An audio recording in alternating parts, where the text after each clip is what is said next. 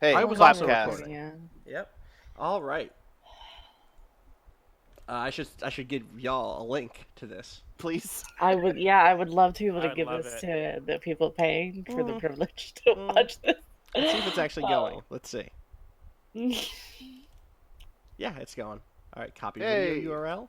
I'm gonna put this right there. Okay, fucking Borat. All That right. was like Borat if Borat had a live stream and was on Discord and was linking stuff on Discord. I'm playing the battlegrounds. Very nice. Oh no! We have to delete friends at the table. We have to shut down the Yeah, when the Patreon. show is over now. Or we could invite that jerk. We can invite Borat. Borat? Yeah, Borat. Austin Eno, who you could also invite to our stream.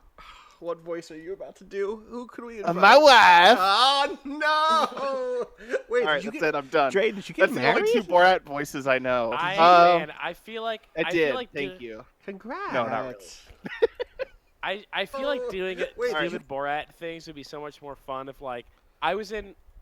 That movie was super big because I was in high school and everybody in high school fucking loved Borat because it's high school Yep. and I remember like stopping watching it in the middle of it, which I have almost never done for a movie, and I kind of wish I finished it so that now I can ironically do Borat jokes.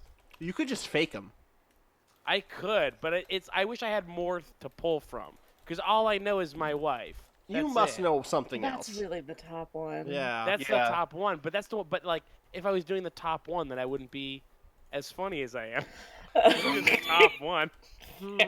I bet you could figure out Top another one. one. Yeah, Yeah, I guess what I could just go to a soundboard, right?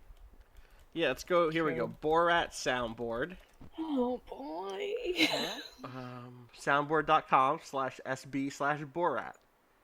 Mhm. Now, if you could set this up so that The top you know, one is- We you still can haven't play the clapped, by the soundboard way. through the Just- screen. Borat theme loop. It's music that I played 2 seconds of. These are bad. Borat's bad. Is there a Borat theme? Like a iconic theme song to Borat? Don't think so. Should I tell people that I am a good at sex? Bad. My name is Borat. Bad. like it. Hey, Borat's racist. Not the character. Well, the Yeah. character also. The character, like, Yeah. Borat Oh, is sorry, racist. sorry. You're saying that Sacha Baron Cohen is racist? Yeah. Right, but also the character of Borat. Yeah.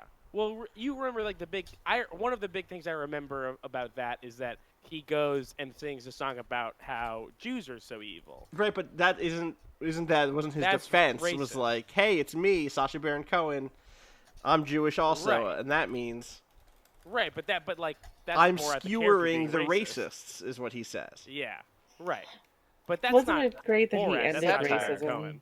I'm so it- glad yeah, he paved Such the good way work for he did. Obama to put the final stake in the Oh boy. racism that is Dracula. The Dracula that is racism is what I actually meant to say. Not the racism that doesn't make any fucking sense. I bet. Hey, no, hold Mine, on. Dracula- Dracula's old. I bet he's super racist. I bet Dracula's super racist. Google is sorry, Is not Google. Dracula racist? Wait, but Siri, is Dracula racist? like Dracula was like kind of about like xenophobia and racism though.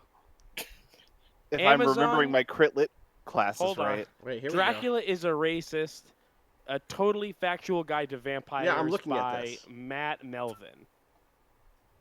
Matt, tell me about whether or not Dracula is a racist. It's funny 'cause we got a Dracula question in here, so is a Oh, Dracula. here's a 4 out of 5 review. Purpose of this book: humor. It's a pretty funny book. Some of the information makes sense, but it isn't for you to take seriously. The book's designed for humor, not real information about vampires. So if you're going to buy this book for the purpose of humor, let it be for that and not reliable information. Oh, you can look inside the book on Amazon, so I found some quotes and they're bad. Vampires greater than zombies. The fabulous life. There are so many famous vampires. They're like the rock stars of the monster world. Without even reading this book, I bet you could ask anybody, and that person would be able to tell you at least one of their names. Are there any famous zombies, though? Nope. Losers. Hold on, I have a pretty You good want one. to clap at 9:41? Uh-huh. No, I have to This- finish. So here's a bullet pointed. There's a bullet pointed list of the things that this book might clue you in on, and one of them is pretty funny, which is Holy was shit, Sesame okay. Street ever truly safe from the Count? Can I read these 3 paragraphs from this book? Oh, hell yeah. Okay. Once he became a vampire, Dracula also developed a strong racial hatred. In fact, he Huh. was a prominent proponent of the spread of racism, single-handedly bringing about the creation of the Ku Klux Klan. Although he wasn't a founding member or anything, the practices this group is now widely known for were all inspired by Dracula. After witnessing Dracula destroying crucifixes, Klan members began doing the same by lighting huge crosses on fire. When they found out Dracula was yeah, an undead okay. spirit, they all took white sheets and started dressing up like ghosts. After Dracula slept with their cousins, so did they. Wait. Nowadays, Dracula is still very much a racist, but acts as one in much subtler ways. So there you go. Oh, is that why they're from, like wizards Dracula's and a whatnot? Racist by Matt Melvin. Is that why they're wizards? yeah, Like because they're probably. like sorcerers who worship Dracula. They're like Shaft from Castlevania. They're like Shaft from the movie Shaft, who is a wizard. I'm Austin Walker. We should do a clap. We should do a clap. We should really do a clap. Hey, thanks for money, everybody. Time dot is. Yes. I'm 2.2 yeah, seconds that's ahead. Oh. My time is exact. Yeah, well, not all of us can have an exact time, Keith. Sorry. Hey, I mean everybody could have exact time if they worked hard. So 43 minutes on the dot? That's far. Oh, No, like 45 50? seconds. 50. Okay, 45. 50? Okay. 50. 50. Fine. 50. I can wait. I'm not sure I can. You fucking. Okay. See, we did it. That was bad. I don't Let's care. do it one more. sounded Let's great do for one more. me. Let's do one more at the top of the minute. It took us so long to do this one. Okay. That the was first, worse. First one was better. Yeah, I take it back. Okay. Hi. Welcome to Tips at the Table, a Q&A podcast focused on critical questions from you, hopefully smart answers from us, and still fun interaction between good friends. I'm your host, Austin Walker. Joining me today, Alicia Akampora. Hi. My name is Alicia Akampora. If you're watching this or listening to this, you probably know where to find me. Also joining me, Keith Carberry. Hi, my name is Keith J. Carberry. You can find me at Keith J. Carberry on Twitter. You can find the Let's Plays that I do at youtube.com/runbutton, and you can find me atop my castle in Transylvania for I Am Vampire. And Andrew Lee Swan. Hi, you could just find me on Twitter at Swanterry3000. No one will that's it. know. No one will know what Keith meant because it was not in the intro to this podcast. Welcome to Tips at the Table for. Well, sorry, hold on. not Tips Maybe at the Table. that's why you should Tipcast. go to Tips at the friendsoftheTable.cash and update to $15 an hour. Right, Wait, you get- a month. An not hour? It's- God hey, damn. If you have some cash, hey, if you're like a Check this millionaire out. and you listen to this show, uncinch that penny purse and drop us Uh-huh. $15 an hour. That's a lot of money. If you're a millionaire, you can swing it unless you're a miser. Unless you're some sort of miser. People Wow. are allowed to not. It's okay to not be able to give us $15 an hour. No. Well, if you're a millionaire, then they can, is what I'm saying. All right, 1 second. I just got to figure something out. Really, are you talking about just like awake hours? Or are you talking about like full 20? Don't millionaires make like Both. So $500 wait, both? an hour So just you- passive? So you're saying $15 an hour all hours of the day, plus an additional 15 hours for the hours that they are awake. It depends on how much of a millionaire they are. Pick me a number. But yeah, so Oh man. okay, let's say that you make $15 million a year. Okay, 15. You should be giving da-da-da, us $15 an da-da-da. hour. This is for also every getting hour. cut. divided by how many weeks are there in a year? How many days? 365 year. days. So it's $41,000 a day. Okay, you could pay us $15 an hour. That flies. Yeah. All right, I'm gonna close this calculator app and gonna start looking at questions for people who are. By the way, there's nothing more insulting than Allie saying this bit's getting cut in the middle of the bit. That is the rudest thing I've ever heard in my whole life. Fucking Babe Ruth calling his shot. Allie, the producer, just being like, nope, this shit's Nah, out. this is gone. I just know. I just know. Peace. I've done this long enough. Oh my god. I'm Austin I'm letting the Walker. audience know that this is the premium. This is you get this. If you are here watching this live or listening to it later, that's because you paid us and we Yeah, love this is you. your And now also exclusive. you hate us. So we are going to do some questions. Last time joining me was Janine Hawkins and Art Tebble, and in that episode, we determined that there were 2 questions that we really wanted to come back to on every episode, at least until everybody's answered them. And so we're going to start with those. This one's from Alex, and they say, for every friend at the table, what has been your favorite character you've played in a non-recorded RPG, and what made them your favorite? I've already answered this question. Someone else. I can go. I played a gnome rogue named Horace Stumbleduck, and it was basically like it was coming off of I think Counterweight, and it was a game I was just playing with some friends. And I just was like, I want to play a really ridiculous character because it's not the character I normally play, and I just wanted basically I mean this with all respect possible. I was like, I want to play a Keith character because I naturally don't go to Keith, and I wanted to push myself outside of my comfort zone. Right. I don't see any way that could be disrespectful. Yeah, no, it was fun. It was fun as hell. I was like, oh, okay, I see. This is why Keith plays these characters. This is a good time. Totally. Keith, what about you as someone who plays a bunch of Keith characters? Yeah, they're all really fun, and they work kind of all the same way. I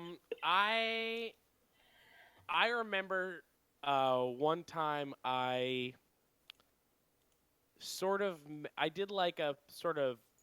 mashed together 2 classes in, I think, D&D 4, and got myself to be able to play like this weird big rabbit man. Ooh. Yeah, Who's yeah. and that he's like big a rabbit ninja.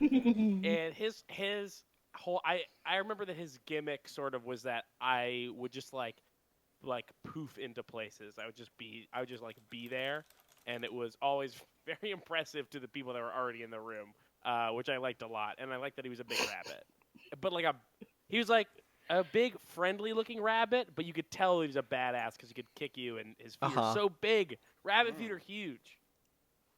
That's okay. Yeah. Allie, what about you? I'm glad I edit the show because I had time to prepare, to be honest, for this. Fuck off. But I have been playing a Jedi Knight named Asia Ken for the last 10 years. And because I've been doing it for 10 years, I have to be honest and say that she's been my favorite character to play. Mm-hmm. Yeah. Tell me and about a friend her. me and a friend of mine have a kind of obviously long-running Star Wars RP that's like set during the Mandalorian War.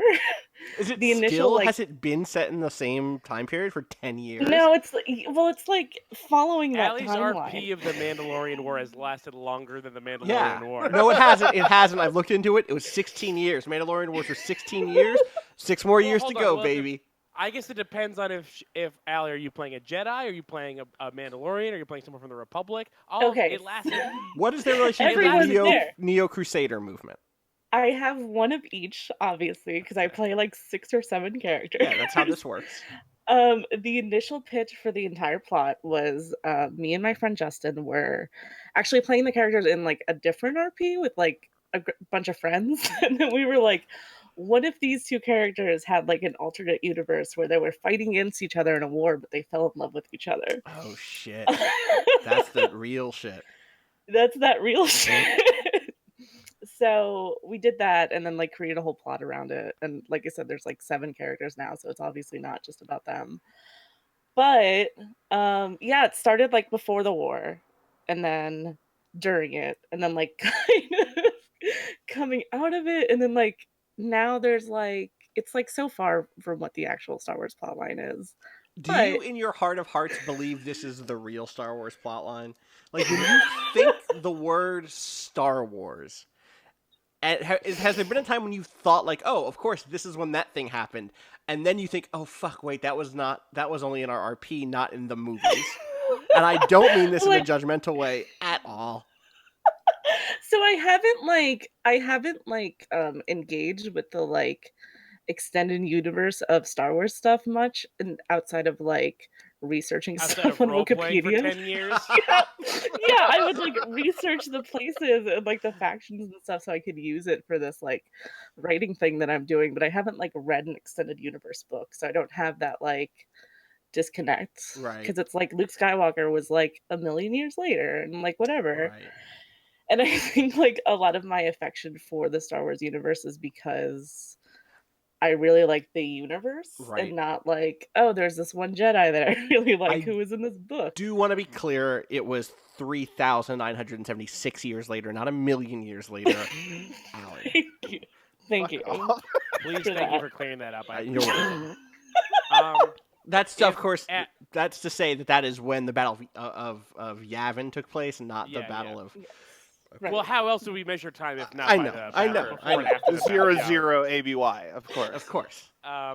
If real quick, Allie, I don't know if you're done, and I do want to say that my pool of favorite characters that I've ever played before Friends of the Table or in non-Friends of the Table stuff is pretty limited. I only played one full campaign before only GMing after that because no one else wanted to GM ever. So Yeah, that could be a I basically problem. had, yeah, so I really only had like 2 or 3 characters to even pull from, and the full campaign that I played was when I was like, I think I was 17, and I don't remember a single thing about the character other than it was the first time I played Dungeons and Dragons. And Right. it sucked. I'm going to actually answer this question again. This is the thing that's like good about this question is it means I get to just name other tabletop RPG characters that I've played, or RPG characters, I guess, in general. The next one, the other one that I'll say, so last time I talked about Xanatos Woods him. I think that's who I talked about here. Yeah. No, that was you talked about you cheated because you I were talking about the character that you did for Adam. Oh, you're right. Yeah, which Wait, is which like one? the question is specifically non-recorded, and you were like, "Oh well, for this other thing." Oh, I didn't realize that. You're right. Yeah. I'd only thought Mhm. about. So here's one that I has never been talked about. Probably, is I played like a really disaffected. This was during undergrad. I was playing in a game of Call of Cthulhu. I played a lot of Call of Cthulhu in undergrad because one of my best friends loved the Lovecraftian mythos and loved to run Call of Cthulhu games. It was just like a brutal GM, and like that game is built to fuck people up if you run it by the rules. Like if you actually let the rules guide you, you can get just devastated very quickly. The first time I ever played it, a dude got eaten by a big tree monster like 20 minutes in. And like that wasn't fun for him. But because I played it a lot, I started getting very good at gaming the system by playing characters who, like Lovecraft's own successful characters, were rich or had access to rich people. 2, were kind of disaffected and disinterested. And 3, refused to play by the rules of weird cultists. So I eventually made a character named like, I don't remember his fucking name, but it was some really shitty bougie name like Quentin or, Asher or Liam, like some fucking rich dude thing. And I was playing the tutor of a rich kid. And I was like he was like a high school student who was being played by my friend, by Sean, by our friend of the show, Sean, who Allie knows. And maybe it was like Quentin Finn, like it was the most bougie shit. And I was like his tutor and like homeschool teacher basically. And neither one, and we like got in over our heads, and neither one of us had like any time for cultist bullshit.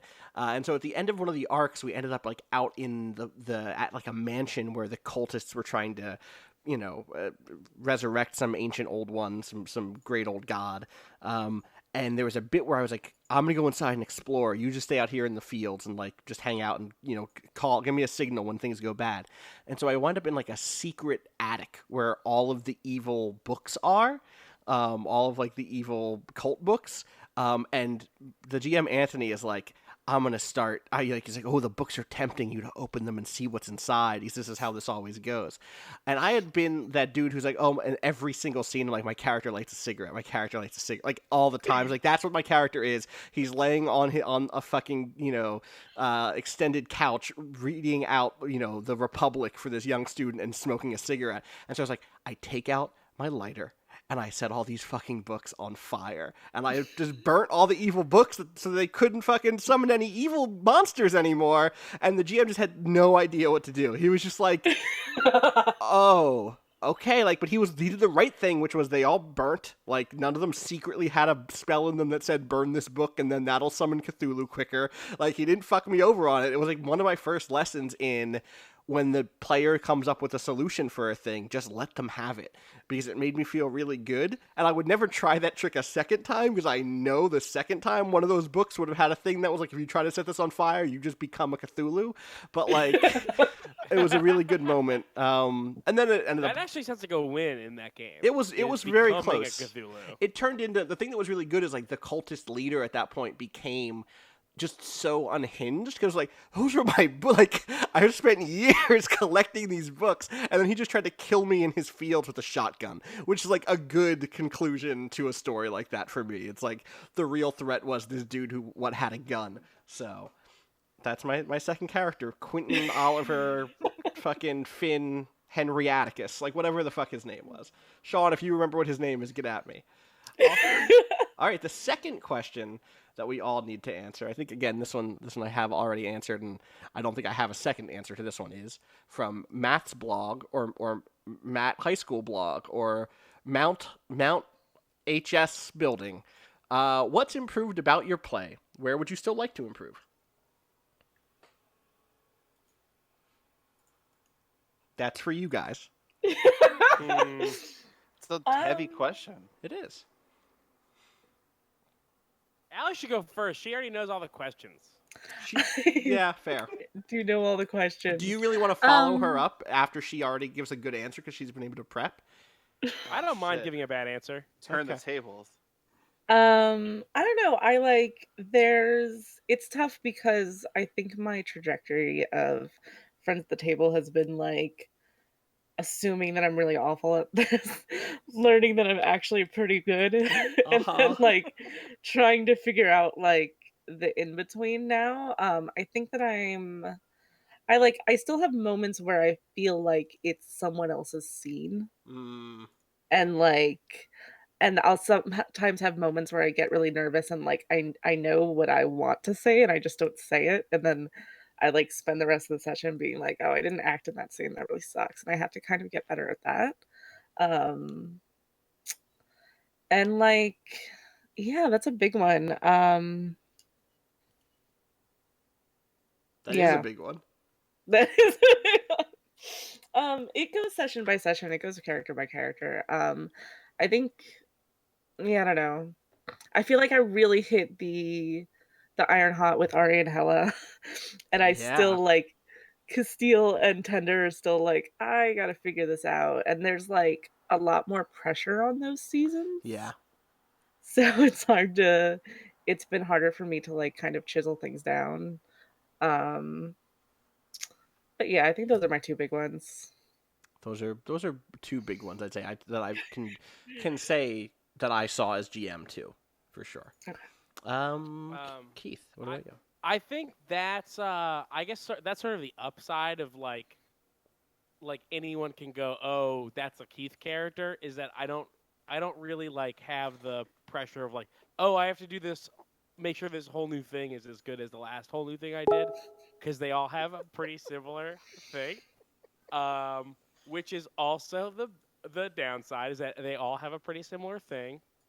And then the other I think my two things are like the exact opposite of Allie's two things. Like, Allie's concerned that the new character's not living up to the old characters, and concerned that she's not like playing her characters by speaking up when she wants to because it's the other character's scene. And I'm like, well, all my characters are the same, and I speak up in everybody's scene all the time. Which I think, so it's like, take what Allie said and flip it, and that's me. And I'm like, I should sometimes shut up more, and I should sometimes do something slightly different than what I'm doing. We should do seminars for like each other. Yeah. Yeah. Just give Okay. notes for each other. Well, Yeah.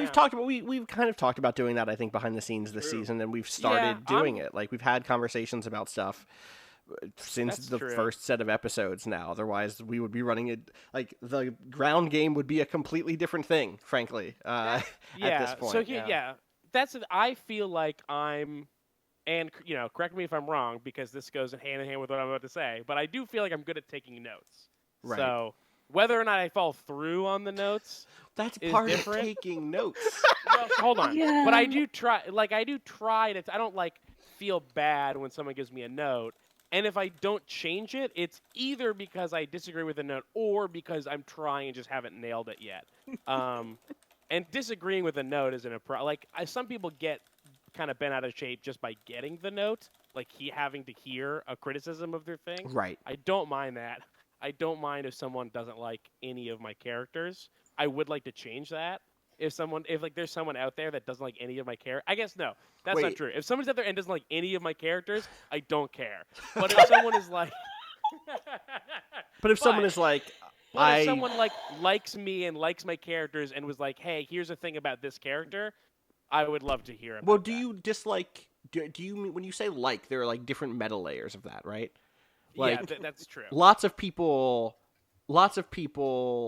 like Ebex, but no one likes Ebex. You know what I mean? Yeah, like I know what you that. mean. So like I Ebex guess too. I guess the sort of thing that I mean, I don't like Ebex. I don't like him or like him. Wait, you don't like Ebex? No, I do like him. I like Okay. Ebex, but I don't like him. Right. Yes. I was being fun. I was being a right. kid. Gotcha. I think that if there's someone that I kind of lost my train of thought with the Ebex thing. I think you. I have was something saying, to say yeah, about well, this. like, I definitely think it's okay for us to make characters that people don't like, and we'll get into this. There's a good question about this soon, so let's not get into it quite yet because I like the framing of that next one. But we'll wrap back around to that. Is what I'll say. Also, briefly, people listening live, there were some beep sounds happening. There were some IM sounds. That's because I was getting IM from someone at work who needed something. So apologies. There It is no happens. end to a day. Dre, what about you?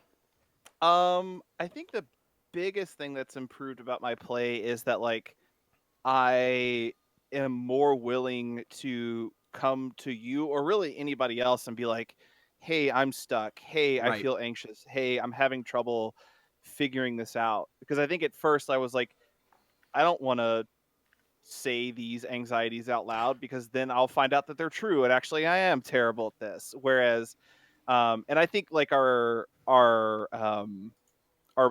internal postmortems after recordings this season have been really helpful. Totally. Because I mean, I know before our last session, I came to you and I'm like, man, I'm really stuck figuring out some parts of Even, and you're like, man, a lot of people are really stuck figuring out some parts of the Yes, season. me And I was too. like, frankly. okay, phew, all right, cool. I'm not in this boat by myself. Totally, which is like Um, I think reflects the fact that what we do is still kind of a new thing. That there is not Yeah. a lot of guidance on what we're like.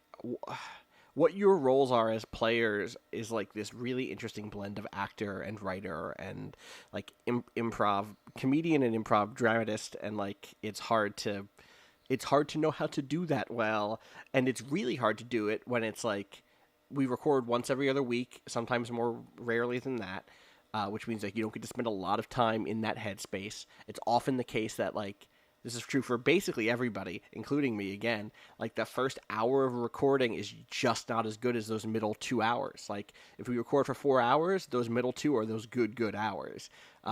Sometimes you can push it to be that final hour to be really good too, but like people start getting tired and hungry, and you can see the light at the end of the tunnel, and you're like, okay, how do we navigate there? But like it's definitely, I will definitely say, Dre, you've been very good at getting better at coming to me and saying like, hey, how can I figure this thing out about my character? We did a lot of that with Throndir at the end of the last season, or the middle of the last Yeah. season. So Yeah, absolutely. I think where I'd still like to improve, I mean, this ties into this season too, but playing characters that are more further removed from me. right. Like, I think by the end of Throndir had a very different voice and personality than who I am as a person. Throndir kind of started a lot like me, but towards the end of that last season definitely got farther away from me. And Gardner in this season is very different from me, Right. which is exciting to me. But there's definitely times where it's tough to approach things as he would instead of me the person would. Right. The way we've talked about this before, but like the almost like the default. What is your character if this was a like a BioWare or a CD Projekt Red RPG, where you're like, oh, this is how I would solve this quest, so I'm gonna do that, and like it is a different thing than to do that versus to say, okay, this is a character with a military background and who has a lot of trust in authority, but who also is going through some stuff with like becoming a different type of being than what everybody else is, and how do those two things square up? And like I think we got some really good scenes out of the last recording that I'm excited for people to hear in 7 weeks or whatever. Okay, so this next one I think maybe, and Allie is the one who suggested this, should be a recurring question also, and it comes in from Jenny. And Jenny says, hey all, I love the show, and that you don't stick to one system but switch it up even within seasons. Of the many systems that you've played on Friends at the Table, which is the tabletop RPG that is your favorite or least favorite or most challenging or whatever you find most interesting to answer? Additionally, what is the balance between envisioning a world and picking a system that fits, and picking a system and allowing it to create or shape the game that you play?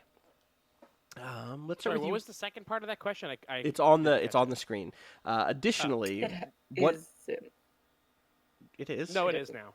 Oh, it is. Okay. Additionally, what is the balance between envisioning a world and picking a system that fits, and picking a system and allowing it to create/shape the game you play? Dre, let's start with you. Let's go in reverse order this time. Sure. I think my favorite one might actually be Firebrands. I just really Ooh, liked. yeah. I liked how combat in particular worked in that game, because it's a negotiation between you and the other player, and it's like, Mhm. what do we think makes the most sense? How do we want this to end? I just thought that was a really cool system. I like Firebrands a lot. Totally. Do you want me to go on to the second part, or do we Yeah, want to sure. go through this? Well, first let's go to the second one. We'll have that second one as a second question, sort of, as like Sure. we'll because I have some thoughts there that can open things up. Keith, what about you? Favorite system that we've played so far, or least boy. favorite, or most challenging, or whatever you find most interesting to answer? Okay, so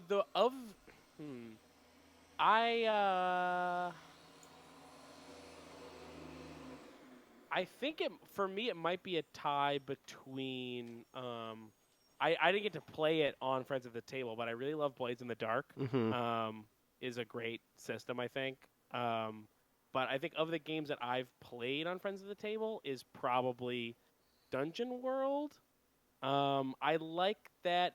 There's something about Dungeon World that seems really changeable. When I was spending a lot of my time with tabletop games, being a GM, I never found a system that like, because I played sorry, when I was GMing, I think I exclusively did Dungeons and Dragons. Sure. And I spent a lot of my time like figuring out how to not play Dungeons and Dragons within Dungeons and Dragons, because I just didn't know about the fucking wide breadth of different games that were out Totally. there.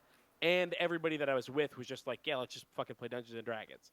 So like my favorite time playing or GMing a game was when I was playing a sort of like very improv focused, like very low prep game of 4th edition that looked pretty much a lot like Dungeon World. And so playing Dungeon World for the first time was like, oh man, this is what I was trying to do the whole time, and it's just right there. And it also even then lends itself more to twisting stuff around in whatever way you need to get what you want out of it. So I have a very soft spot for Dungeon World. Yeah, I that's a good one. It turns out, Allie. I think it's hard to say which system is my favorite. Yeah. Because like the systems that we've played for Friends at the Table are really the only game systems that I've played. And I really like them all for different reasons. And like there's a few that I like kind of like when I read a new book, I'm like, oh, I wish that I could like play hella in the sprawl, Right, like right, have right, like right. a weird cyber sword or whatever. Right. But I think like in terms of the game that I would like to most go back to, it's definitely Firebrands. Mm, Just because I would like to pull more out of that system me because too. it's such like a cool, intimate like system in a way that like the games that we usually play aren't. Yeah. And then I think in terms of just like my favorite book that I've encountered through like the podcast is Blades in the Dark. Yeah.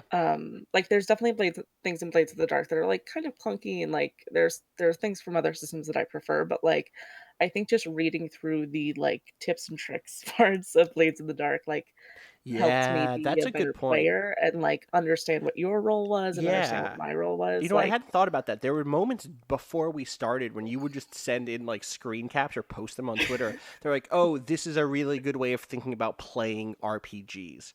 yeah. That's a really good point. Totally. Um, I think, and also a thing to note is we did Marielda with a Blades in the Dark quick start guide. We didn't even have Blades in the Dark the game. We had literally a 40 or 50 page yeah. document PDF, of which now there is like a 300-page book. So like, it is definitely a system that we've talked internally about hacking that game to do other stuff with it, and it's something that I'm definitely interested in doing. Blades is probably my favorite game of the set that we've played too, because it hits the right balance for me of who has narrative control in any given scene, between me as the GM and the players. It gives lots of opportunities for players to put themselves into really interesting and risky standard situations. I generally like it set up for conflict resolution, in that like it is a little broader than a purely powered by the Apocalypse World game, in which you're looking for a specific move to apply, but it does also still have specific moves that do apply at key situations that feel really good.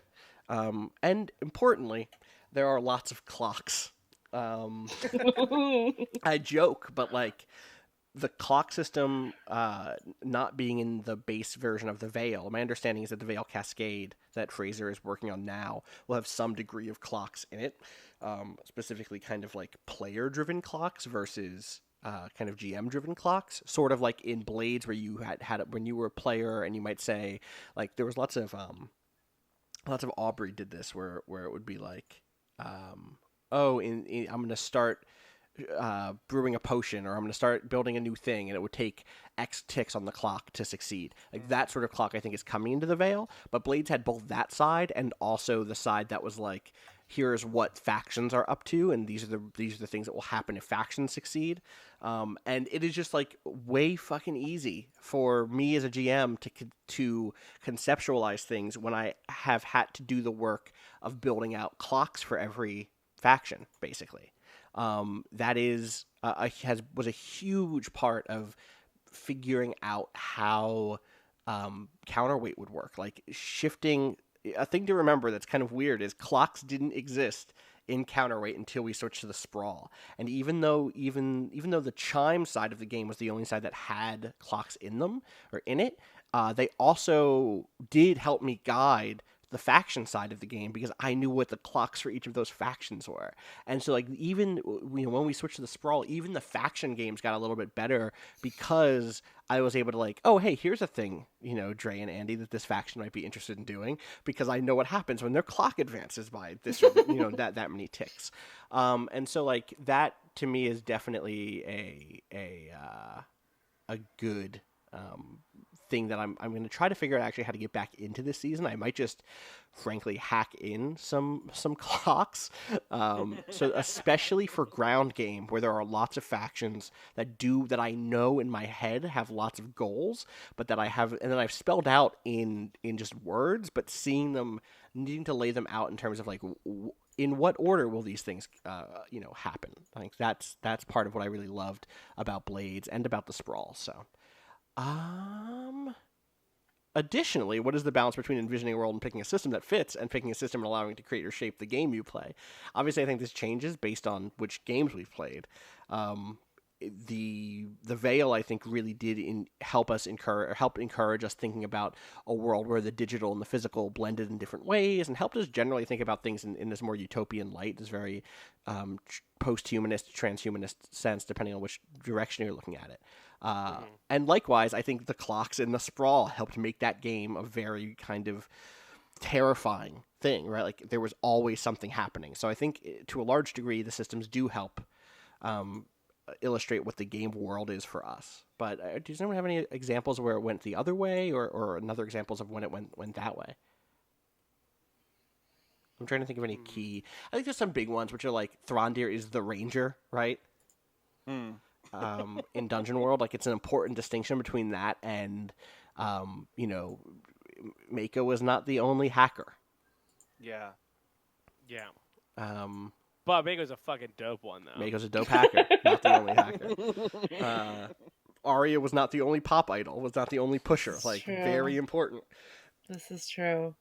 I think this is an interesting question because I think we've done a lot of both. Yeah. Like with the Veil, like we had a lot of like mixed ideas, like kind of in the air about stuff. But as soon as we found the Veil, we were like, okay, this is the system for this Right, game. We are right. doing it as soon as possible. Totally.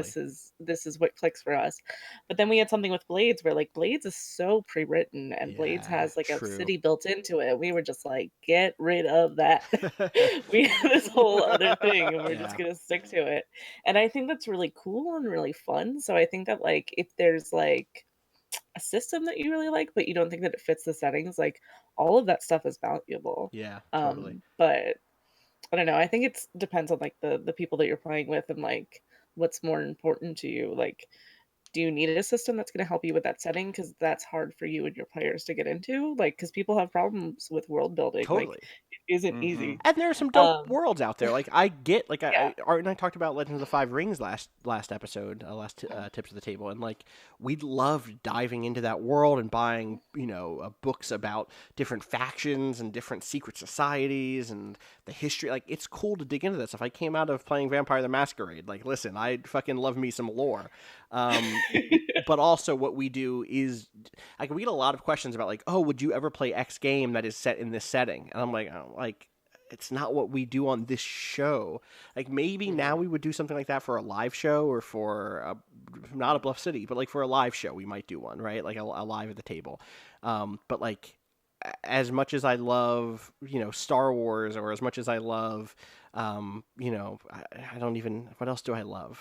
I don't know what else I love. It's just Star Wars. It's You just told Star me earlier, Wars. You said, Keith, remind me later that I Yeah. only love Star Wars. I wouldn't do a campaign set in the Star Wars universe. And I mean, like, Disney, like, reach out though. Also, like, reach out. Like, Oh, maybe we Disney. could- Oh my God, Disney, do I have a script for you? Oh, It's like a whole unrelated. trilogy. Yo, Just come through. Allie, can you cut this next bit from the full episode and we just do a plug Yeah. real quick? I'm gonna do a mid-episode plug. Get ready for me to be my rudest. Tomorrow night on Disney XD, I'm on television. And Hell then yeah. And then every Wednesday after that at 10 p.m., Waypoint Presents is debuting on Disney XD. We're doing a documentary series, which is wild. So check that out for the next 8 episodes, next 8 weeks. So Let's set my DVR right set that now. that Yeah. DVR. It's out there. We out there trying to make that Don't money, say trying it. On to actual for real? television. trying to dive Don't- into the history of video games and what else is happening right now. So Don't fast forward through the commercials for once in your life. Yeah, for please. once- Come on. For once, will you look at that Lisa Mattress commercial? I don't know what commercials are on real TV. I only listen to podcasts. What's on TV? That's Is probably- Blue Apron on Probably TV? Lisa mattresses on there. Dollar Shave It's- Club. That shit's on TV now. That shit Yo, like real Target quick, now. real quick, on the most recent Deez's of Marrow, they shouted out Tristan Walker, a.k.a. Ebex, and I almost lost my shit. Oh, wow. They mentioned It's his... funny that you bring up Jesus and Marrow because I was thinking of Marrow being like, yeah, that's an internet show. This is actual TV. Which is what your Yo. Disney Yo. XD stuff is now. It's on real on actual real television. actual TV, my dude, my guy. Yeah. Fucking ball bags. All right. I'm gonna bring it back in. We're gonna go to the next question. For the rest of these questions are not going to be recurring questions, but if you have questions that you want to send in, you can send them at tips@thetable@gmail.com. First up from Justin and Ben. Justin writes, as a DM, I will often have players sit down at the table with a diverse cast of characters. Often, these colorful characters do not play well together, and if played honestly, may not even have a reason for adventuring. To Austin, what instructions do you give your players to have characters work well together? Players, is there a lot of player talking about their characters before sitting down, or is it just a willingness for flexibility at the table? And then a similar question from Justin to help us guide this kind of discussion. Something I'm impressed by throughout Friends of the Table is that the player characters often have competing goals that come at odds or even on entirely different sides of a conflict. I feel like in many groups this could derail a session if not an entire campaign. I'm sure an important part of making it work is a level of friendship and maturity. Nonetheless, are there any tips you can give to help keep a game on track while allowing for or even benefiting from conflict within a party?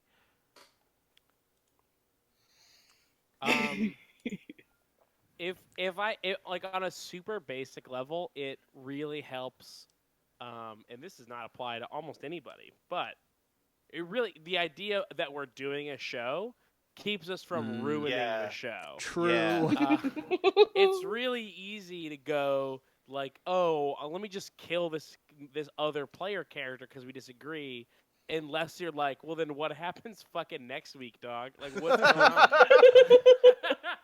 So I guess the lesson that you could take from that is like fucking treat your thing like it's going to be eventually a complete thing. Right. Like you've got you can't just. I mean, you can just take every moment like as its own thing, and that works really well in a lot of situations. But like keep in the back of your mind that like this thing started and it's going to end, and then the finished product is going to be the entire bit in the middle, and you should play your characters knowing that they also like the world doesn't have no consequences for killing your buddy just because you disagree, just because it's a fake made up world. Right. Because in the fake made up world, they also are like, hey, you shouldn't be killing your buddies. And if they're not, then like maybe have that talk with your GM about what type of game it is you're playing Right. and what your I do expectations think. Oh, I think this is the GM. are. Oh, okay. Yes. Yeah. Yeah, he's And like yes. my unruly friends are being assholes in the game to each other. Yeah, fair. And just like maybe just tell them that you want to be more serious about like finishing the campaign. That is like the advice for every question ever is going to be like, yo, say the thing you want. Like, say the thing Yeah. you want straight up because then you're all on the same page. And we don't need to dance around it. We don't need to dance around the thing we're Yeah. trying to do. It's so easy to let a campaign suffer because you have different goals than the people that you're Yeah. hanging out with. And like I Ooh, remember yeah. this is like one of the worst moments in my entire life was I used to GM campaigns from like if you've ever watched Run Button and you've seen the Silent Hill like 1 and 2, I think 2, we used to do it from an old barn. We would go in a spooky barn and set up a TV. I used to GM from that spooky barn also. And one time I started a new campaign, and one of my friends showed up with like a bunch of weed and a fucking hookah, and was like trying to get high and smoke hookah while we're trying to play. My dude. And yeah, and it was like after that first session. So the first thing I did was the wrong thing, which is that he was not taking it seriously, and I did a thing to try to get his character killed. Okay. But the second thing was that after that day, I was like, you've got to stop. You have to play the game because everybody else is trying to play the game and you're not trying to play the game. Right. And after that, it was fun and good, and we had a good time. And so if you tell, like, just like, even if you're not the GM, if you're just a character in the thing and you feel like there's people that are there that have different motivations, just talk to them about it and be like, what are you trying to do? Because here's what I'm trying to do, and it seems like it's not working. I mean, like, His character tried to kill a guard in a shop, so it's not crazy that I had the guard try to kill him. I just want to say, no, like, yeah, I think that's a huge part of this, but I think also part of this is that, like, to have an interesting game, you're gonna have people who disagree, and Yes. like, in navigating that, I think that you have to be really honest with yourself, of your character's motivations and also like the other players' motivations. Like, Hella is definitely kind of the character that falls under this thing, which is like she's with these people and like she doesn't really want to be there for the same reasons or do the same actions, Mm-hmm. but like finding ground in her being just like, okay, at the end of the day, like season 1 was like, at the end of the day, I just want to do this and go home. I don't care about any of this. So like, if they want to run around and look at books, that's fine.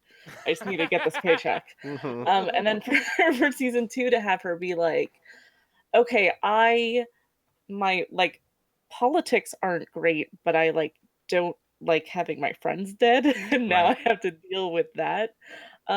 Is a kind of a way to like pull back from like every single interaction being like, well, I don't want to do that. Well, I Mhm. think that's dumb. Like, you should be honest with the battles that your character would actually take. Because they're not gonna argue with every single thing that another character suggests. Right. Or they Um, might even argue, but then still go do the thing. Do you know what I mean? right. Like, Yeah. there are ways to encourage that, partially as the GM, just by reminding your players that like that person goes off and does a thing is allowed to happen. Like, there was a moment in the early part of this season of this, not this season, of season 3 of Winter and Hyron, where Throndir was committed to like doing a very violent thing that involved a bomb, and Hadrian wasn't, and like they didn't resolve that before going into town to like decide what to do, right? Like, they went into town because it was like, all right, there's time. Time is here. We have to move forward. And then the resolution of that came later, because as the GM, you can kind of push things, you nudge things towards the moment at which a real decision has to be made. And then at some point, you roll, right? And ideally, again, this maybe goes back to thinking about it as a complete product, but like, there's a complete story. Like, try to engender in your players the notion that their characters are characters they're writing, and ask them questions between games about like what sort of themes they want to explore with those characters, what they like and dislike about those characters, how to better work within their alignments to like make interesting stuff happen. And then real talk, also it might be worth considering playing games that help that underscore that stuff too. So like, playing The Veil has been really good because it's helped us start thinking about character beliefs. And we had beliefs a little bit in Blades in the Dark, but we were not always super good about them. I think we're being way better about having discussions constantly about whether or not beliefs work this season.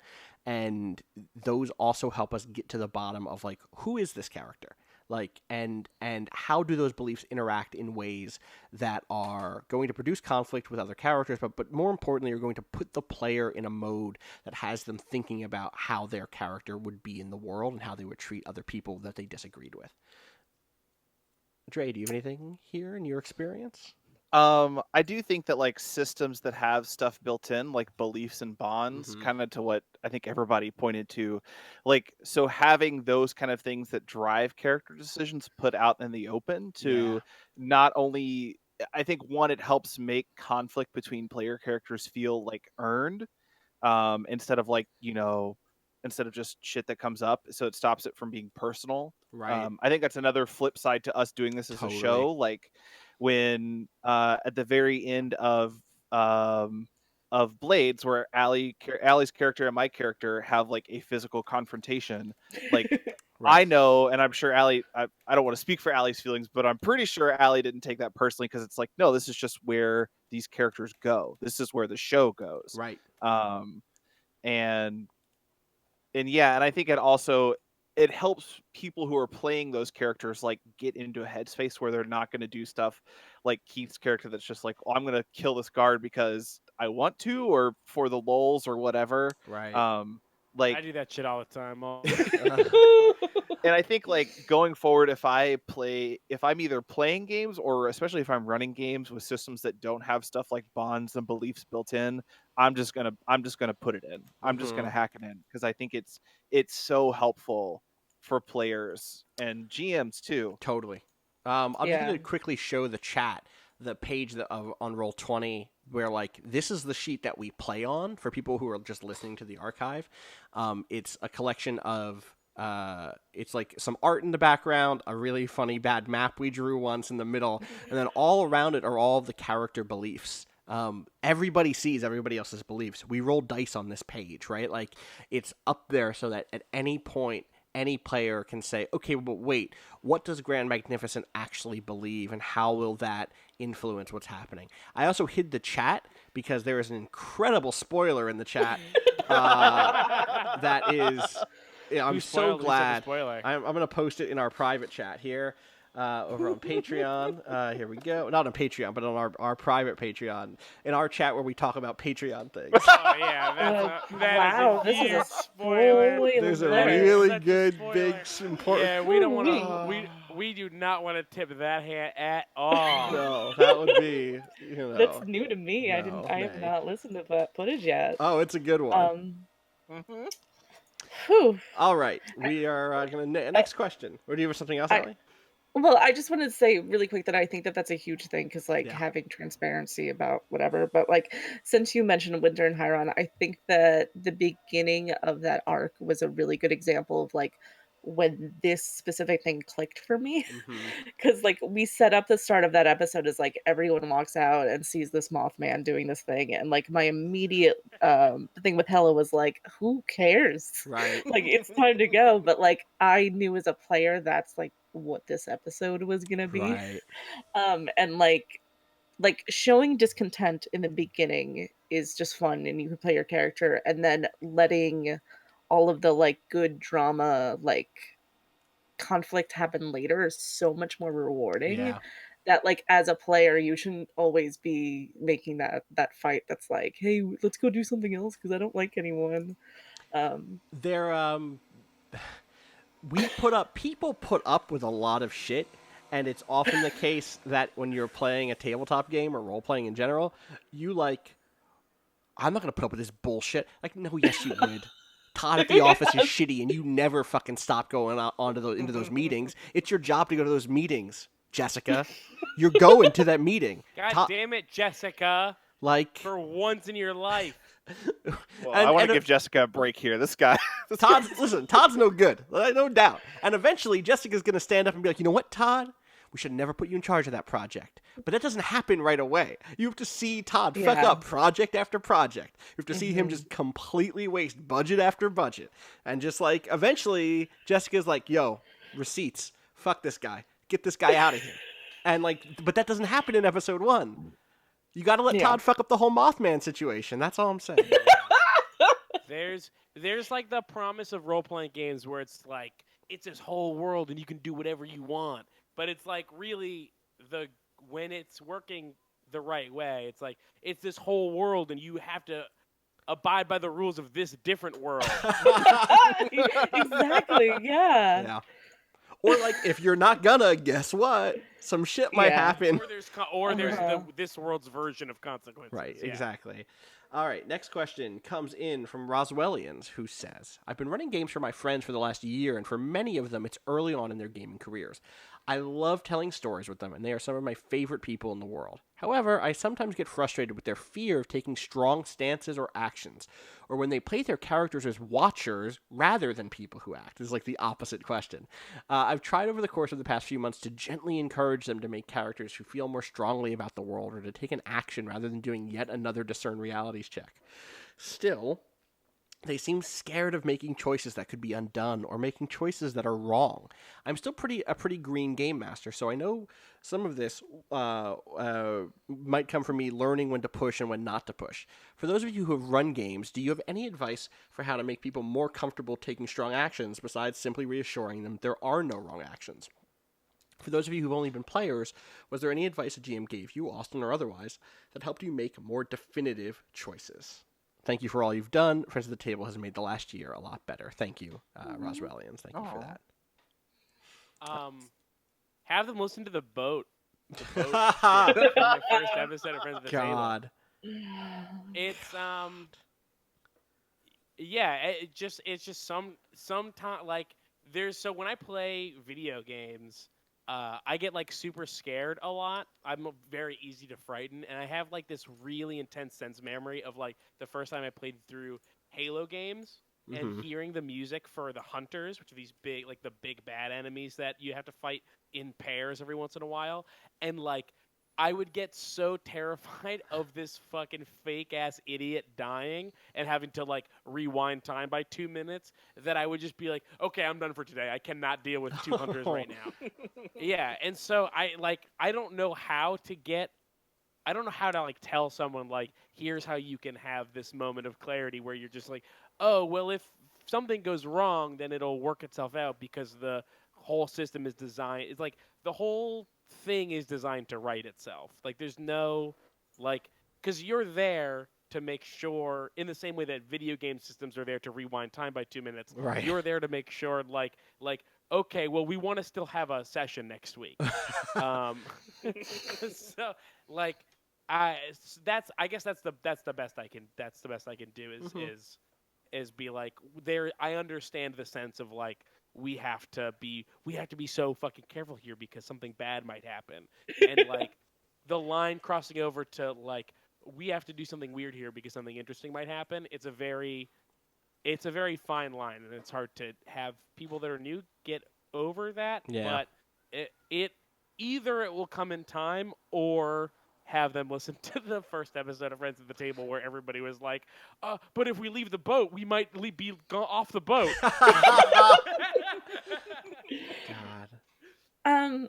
I think even something bigger than that and like making them take like really strong stances and stuff is that like even if you don't want to switch systems, have a thing like Blades in the Dark where a character has someone who's really like important to them or Yeah. like a faction that they're Yeah. attached to, because that's really how I ground myself in the games that I do. I like either try to think of like one really strong like political belief that's like either I hate this person or I hate the way that this organization does this thing, or like Yeah. I have this friend that I want to protect, and like pushing those instincts and then like as a GM fucking that up somehow to Mhm. like make your character like feel a thing um really helps. I I have one oh I have one quick thing to add. Sorry, Allie, if you're not done, you can finish your No, I was thought. just gonna say, like, search through their like, because I'm not a GM, so I don't know that side of it. But like, there's like, look through their fictional flags and like Yes.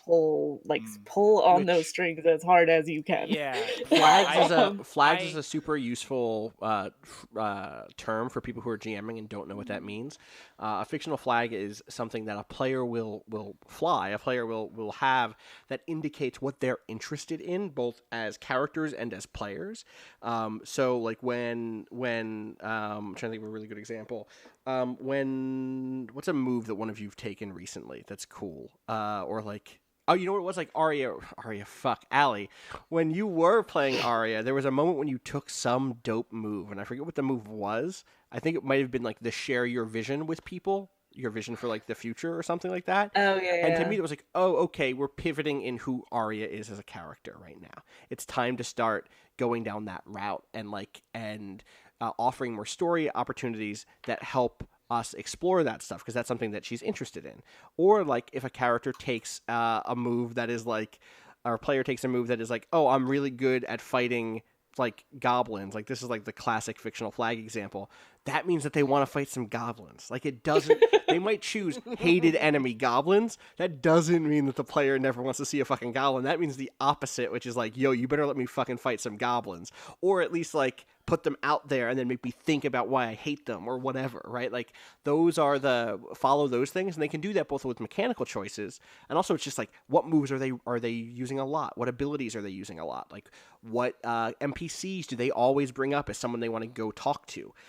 Stuff like that can be a really clear way of identifying what is like the thing that they're interested in, or even just where are they putting their focus. So like with art in the most recent ground game of Twilight Mirage, there's that great sequence of Grand Magnificent and even Gardner designing the mech together, and it's like, oh shit, art is really into this. As the GM, I'm paying attention and can hear him slip out of Art Martinez Tebble and into Grand Magnificent. I need to give him more opportunities to describe art making. And I'm going to keep doing that throughout the season because I've noticed that. So pay attention to your players' flags and figure out how to give into them and help them out. And I think so the thing that I was going to say I think goes well with what both of you said, which was that like if they're having trouble like deciding to do things, then I think that the choice that it is being presented to them like maybe should shift from do you like what do you want to do to be like okay, well you like it's either doing the thing or not doing the thing. And Right. it's you know what I mean, where it's like maybe stop presenting them with a fork in the road and make not doing something the thing that triggers. Yeah, at least it's like training wheels, right? Like because then Yeah. that can get someone to at least consider that As inaction is itself a choice, right?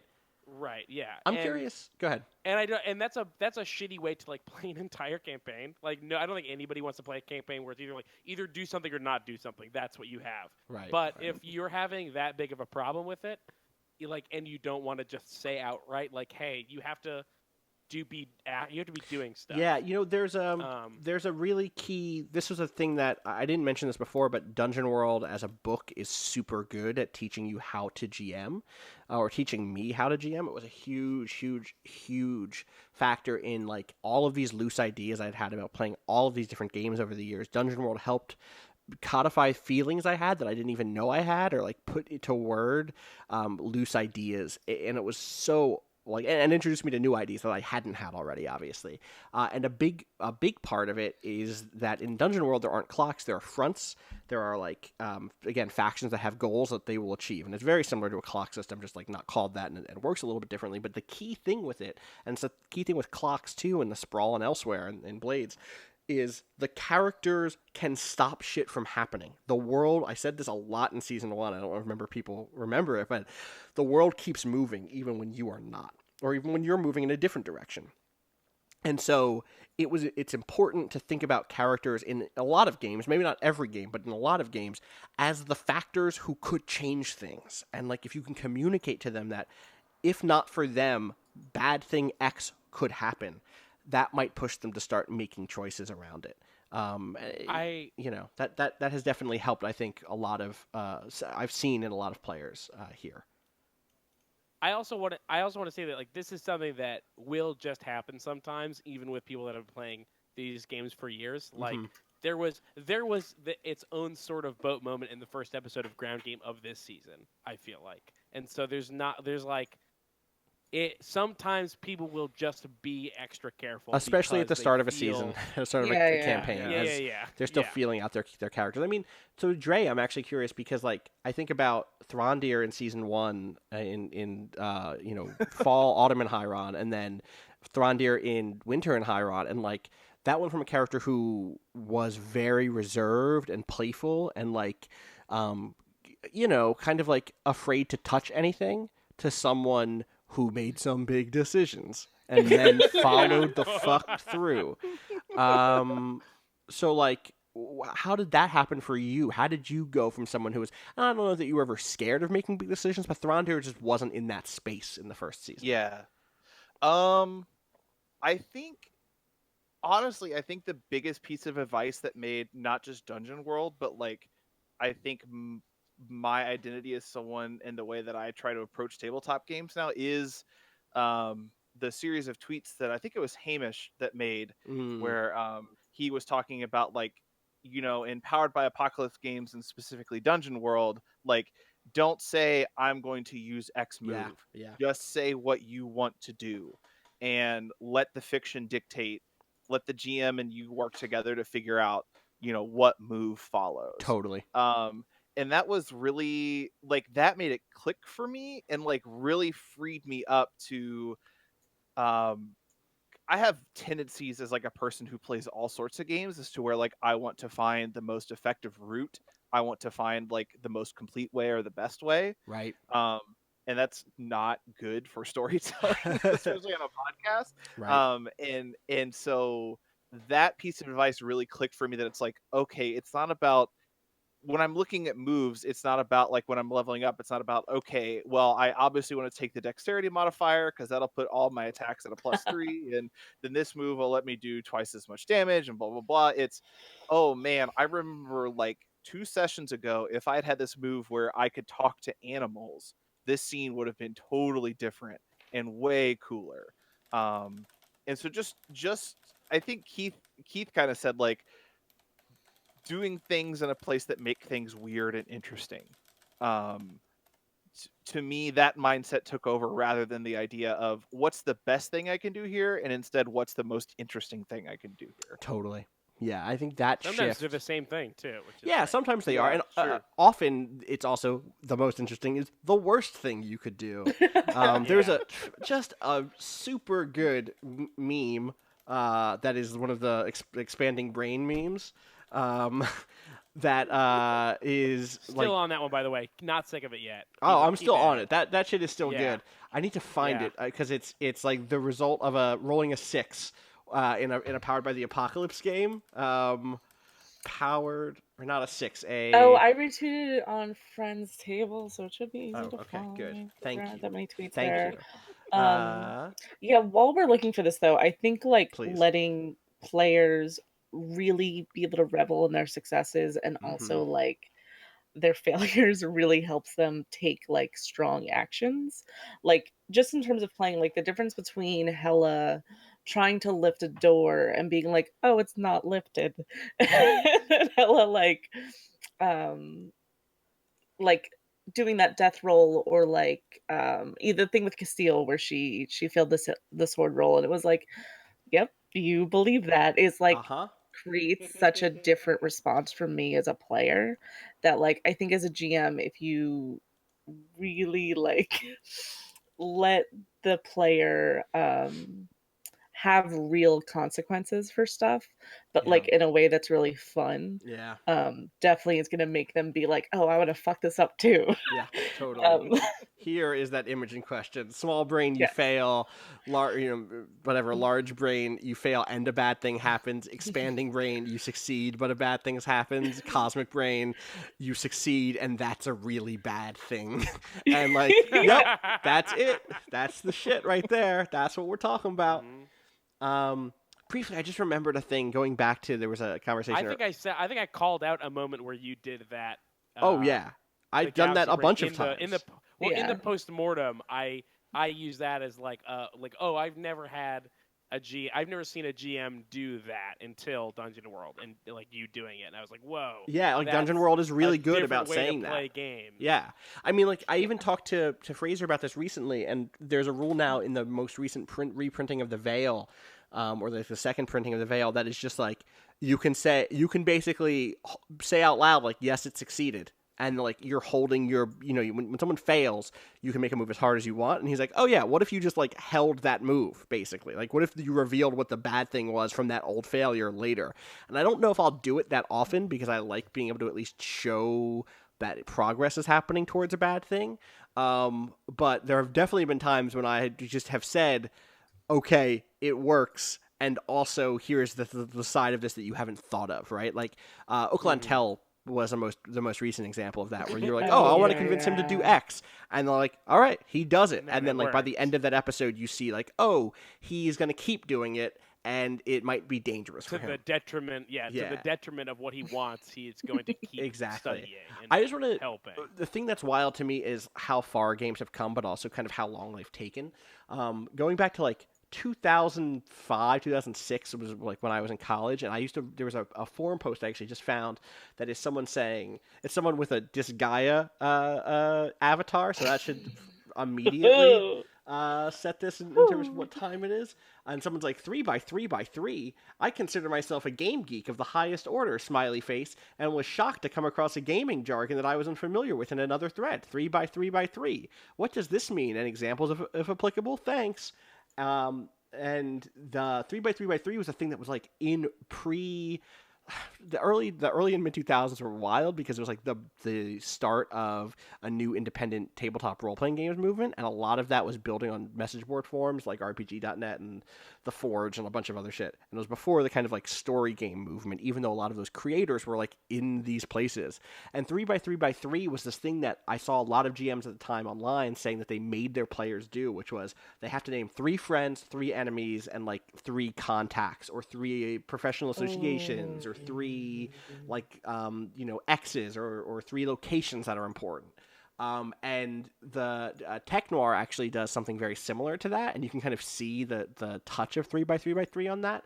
And I like it when a system just has those integrated in a really big way, but I really love to think like 15 years ago, people were just like, I don't know, just list out 9 things about your character. I need something to go with here that isn't just you're a bard, you know?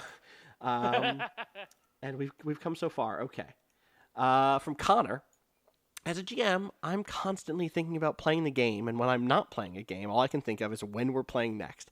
Unfortunately, with my group, it's a constant pressure to trying to find a couple of hours of the game, and and this is the case with 2 of my players being unemployed. I can't imagine what it'll be like when we're all in our 30s with jobs and families. Luckily, you guys have a Patreon, but before that, how did you make the time? I guess I'm just looking for general advice on scheduling and time management. Love the show, y'all. You guys are my RP heroes. Thank you. Aw. It's hard. It's even hard with Yeah. it's hard to find time. But I think I've said this before, but we live in a society that does not make certain types of play the priority. Like it rarely makes play the priority at all. And when it does, it's a very specific sort of commercial consumable play, often a sort of passive form of play, with like watching the Super Bowl or going to the movies. And I like those things. I'm fine with those things. But it is rare that someone says, like, oh, no, it's totally cool for you to invite a couple friends over and for you to sit around a table and tell stories about orcs for 4 hours a week or 8 hours a week or 2 hours a week or 8 hours one session in a month, you know? And so the first thing I would do is, like, have that talk with your friends and say, like, hey, I really want to do this. Let's pick a day. What's a day that we are all good on? For us, we tend to always record on a Sunday, because we can get enough people together on Sundays. I don't have work, and also it's the end of the weekend, which means I will have slept for 2 nights in a row, for once, and that means that, like, I will have enough energy to do it. And the second thing is, like, we now just have a calendar for this, in which Allie put together a really great spreadsheet-based calendar that lets us look at it and say, hey, who has free days? And, like, taking those steps might make it feel a little bit like work, but they'll also will force you to actually, like, decide if this is a priority for you, and then to kind of signal to your friends, hey, this is a thing I really want to do, and kind of make everybody buy in a little bit more, I think. Thoughts from other people? Yeah, this is a hard question for me to answer because I've been like having to schedule podcasts and let's plays and stuff like that for almost 10 years now. Yeah.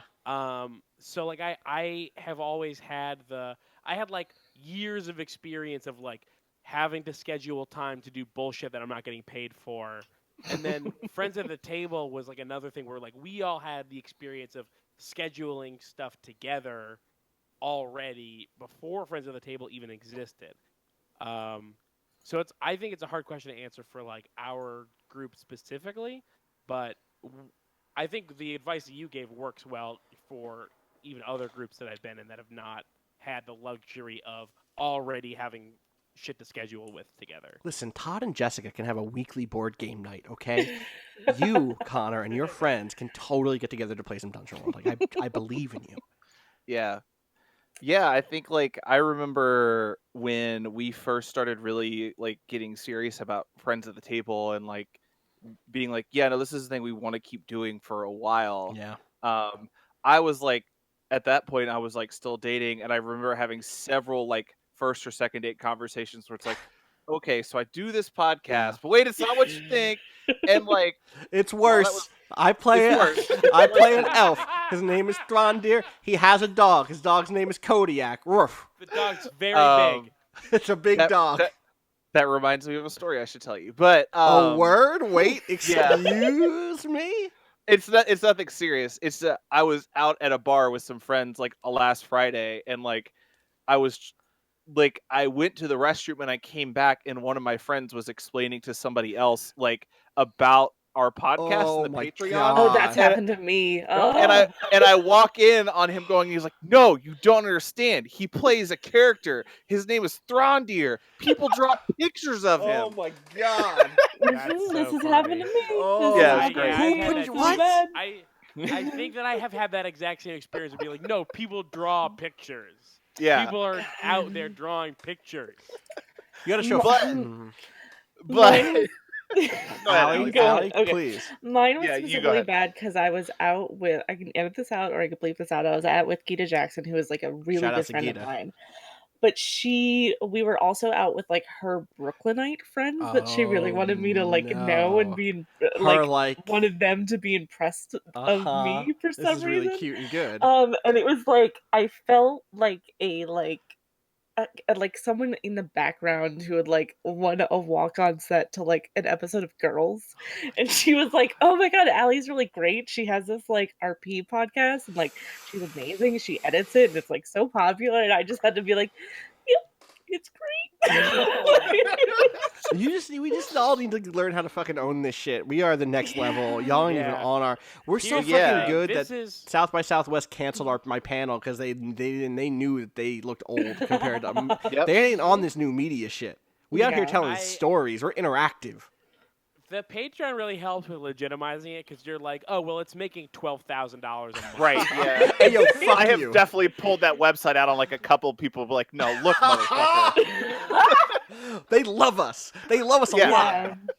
Thank you for loving us a lot. Also. Yeah, thank But you, appreciate before the Patreon, I think the biggest switch I made was like, I cut out some of the people in my life that didn't value, like you said, Austin, that type of play, who Right. didn't see the value in that, and I was just like, nah, man, like I genuinely love this. I love doing this thing, and I want to have people in my life who also value that. Right. Yeah. Who actually, like, they don't even need to listen. Right. Like, I don't need everybody in my No. life to listen, but I need them to know that, like, Or when they I don't put even time into interested this. in doing it. It's Totally. just that, like, it's okay. You love this thing, and I care about you, so fucking do you, man. Yeah, exactly. That's all. My general idea is that like if you're my friend and you get enough of me just by being my friend, you don't have to like dive into the 1,500 hours of my voice that's on the internet. Like it's good, we're good. Like all you have to do is not be a jerk about it, which is I will say I don't think I've ever had anybody be a jerk about it. Luckily, I've been doing this long enough that like anybody that I knew that Right. would be making fun of me for having a let's play channel or doing a role playing game podcast, those people are dead. I guess like they're gone. I don't know. I've never even heard of those people. It's 2017. Everybody has a fucking vlog. Like it's I don't know that those people even exist in my world. And you can do that too. Like, obviously, it doesn't mean cutting people out of your life all the time, but it might Right, don't mean. cut them out of your life. But it might Well, mean maybe. like being straight up with them and say like, this is really important to me. If you don't get that, like, that's totally cool. But I really want to set off like 4 hours a week to go do this thing, and if they really care about you, like, they're gonna give you that time. Yeah.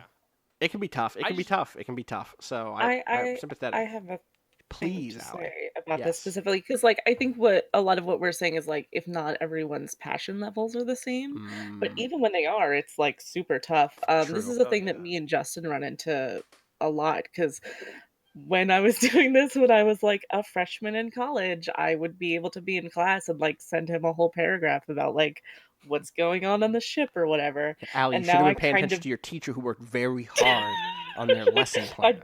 I dropped out of college, so it's fine. Word. Oh, you can check that Patreon though. Am I right?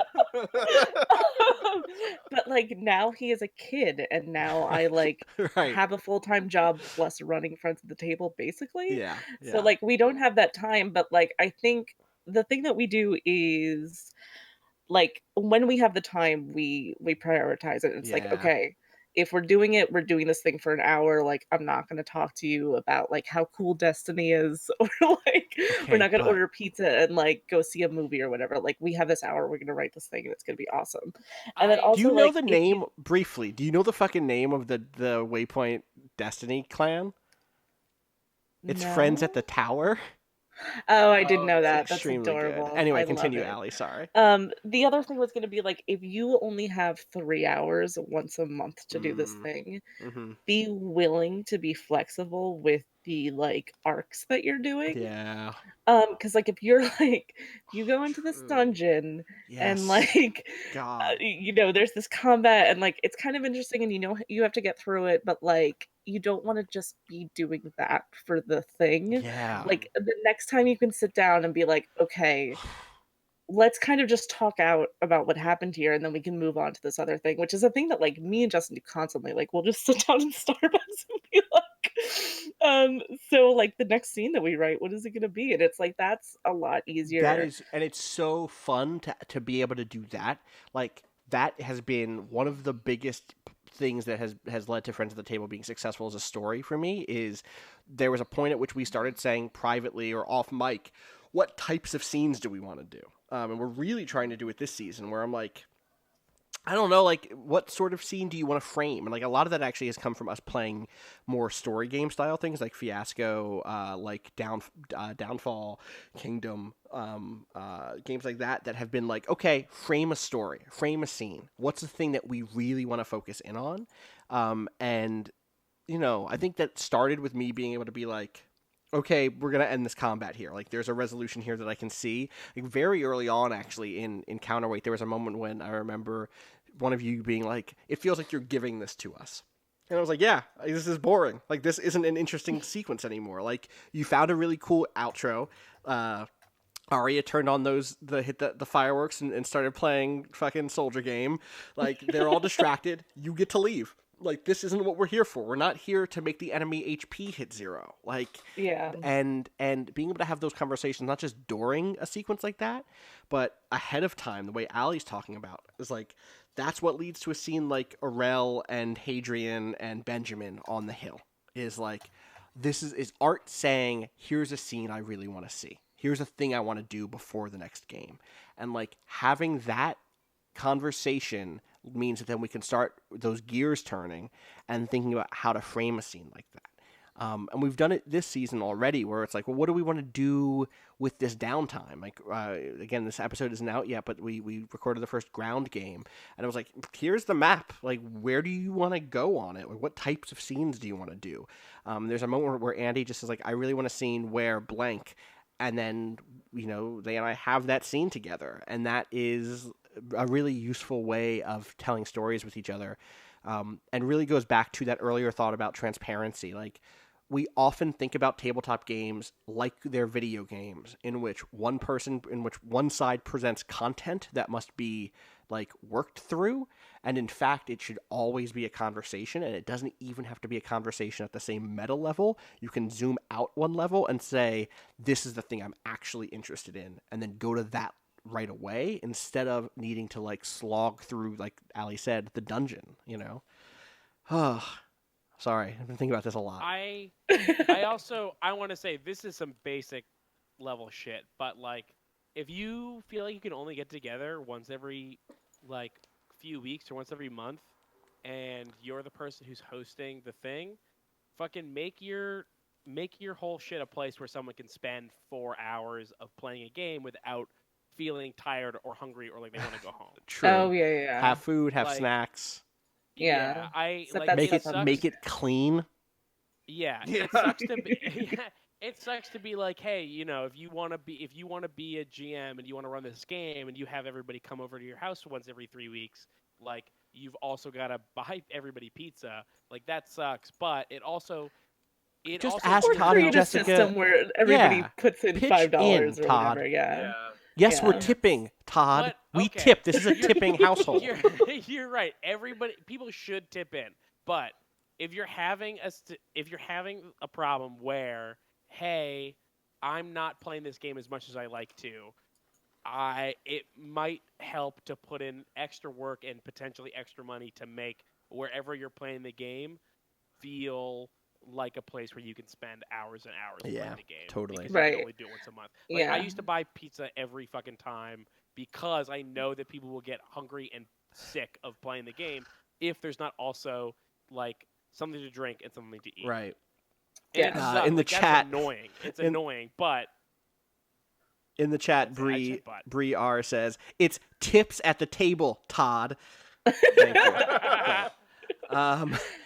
And also, really quick, if you're not interested in doing like deep character dives and like scenes of your player characters looking out in the sunset and considering what it means to be human, and are just like, I really want to get into some deep combat shit, like, don't be afraid if you're only going to play every now and then to just spend a lot of time prepping really fun combat encounters and then like getting into those combat encounters instead of dressing it up with like a really big thing. Like, it's okay to just play a tabletop war game. It's totally okay to do that.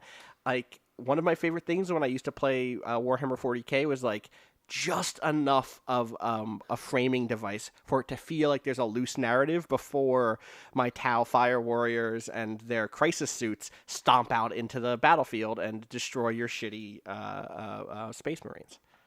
Did you paint your figures? Yeah, I fucking painted my figures. God. God damn. They had stories. Seeing big She had numbers is satisfying. It's true. Allie? Before we move on super quickly, I just want to say, for the question and answer, if you were the person who's constantly thinking of this all the time, really be the person who's doing what Keith is doing, even if you're not the GM, because that's like a huge part of what makes Friends of the Table work. Because like half of the things that I do for the show is like, what's gonna save Austin 5 minutes? It means so he only much. has 2 hours like, a week to do it. Allie, like we have a lot of questions already pulled, and Allie like had they're already in a doc. Allie added the new ones to the doc, highlighted good ones that like would fit for this group. I was like, yo, those are good questions. That will be a good show. Let's do that. Huge. Allie made the doc that is our calendar. Huge. I can look at it. I was able to look at it and go like, oh, we're not going to be able to record 2 Twilight Mirage sessions in the next 3 weeks. We need to know what else we can record in that time. I need to know what else to prep. I know not to waste time prepping stuff we're not going to run. And like, I don't, most tabletop games don't have a producer, but maybe they should. Like, I think a lot about, or they do in ways that are not, they're informal, right? Like it's emotional labor, it's creative labor, it's reproductive labor of just like, somebody's going to bring the chips, someone's going to bring the soda, someone is going to bring the dice, and I almost said again the blue books, because I haven't told this group this, but I guess I said it in the last Tipscast. I had a GM that like made us write like retrospective notes on what happened in a session and what our characters learned. Yeah, you've mentioned that before. And like someone had to bring those blue books. It was not always him. And that person got 1 XP. So yeah, like it might be worth thinking about. Might be a thing we should all think about, actually. And also, like, real talk, as someone who obviously has a producer here, but has also spent the last few years working with people like Vinny Caravella, working with the production teams that I've had advice, like, producers don't get credit. Like, producers do a lot.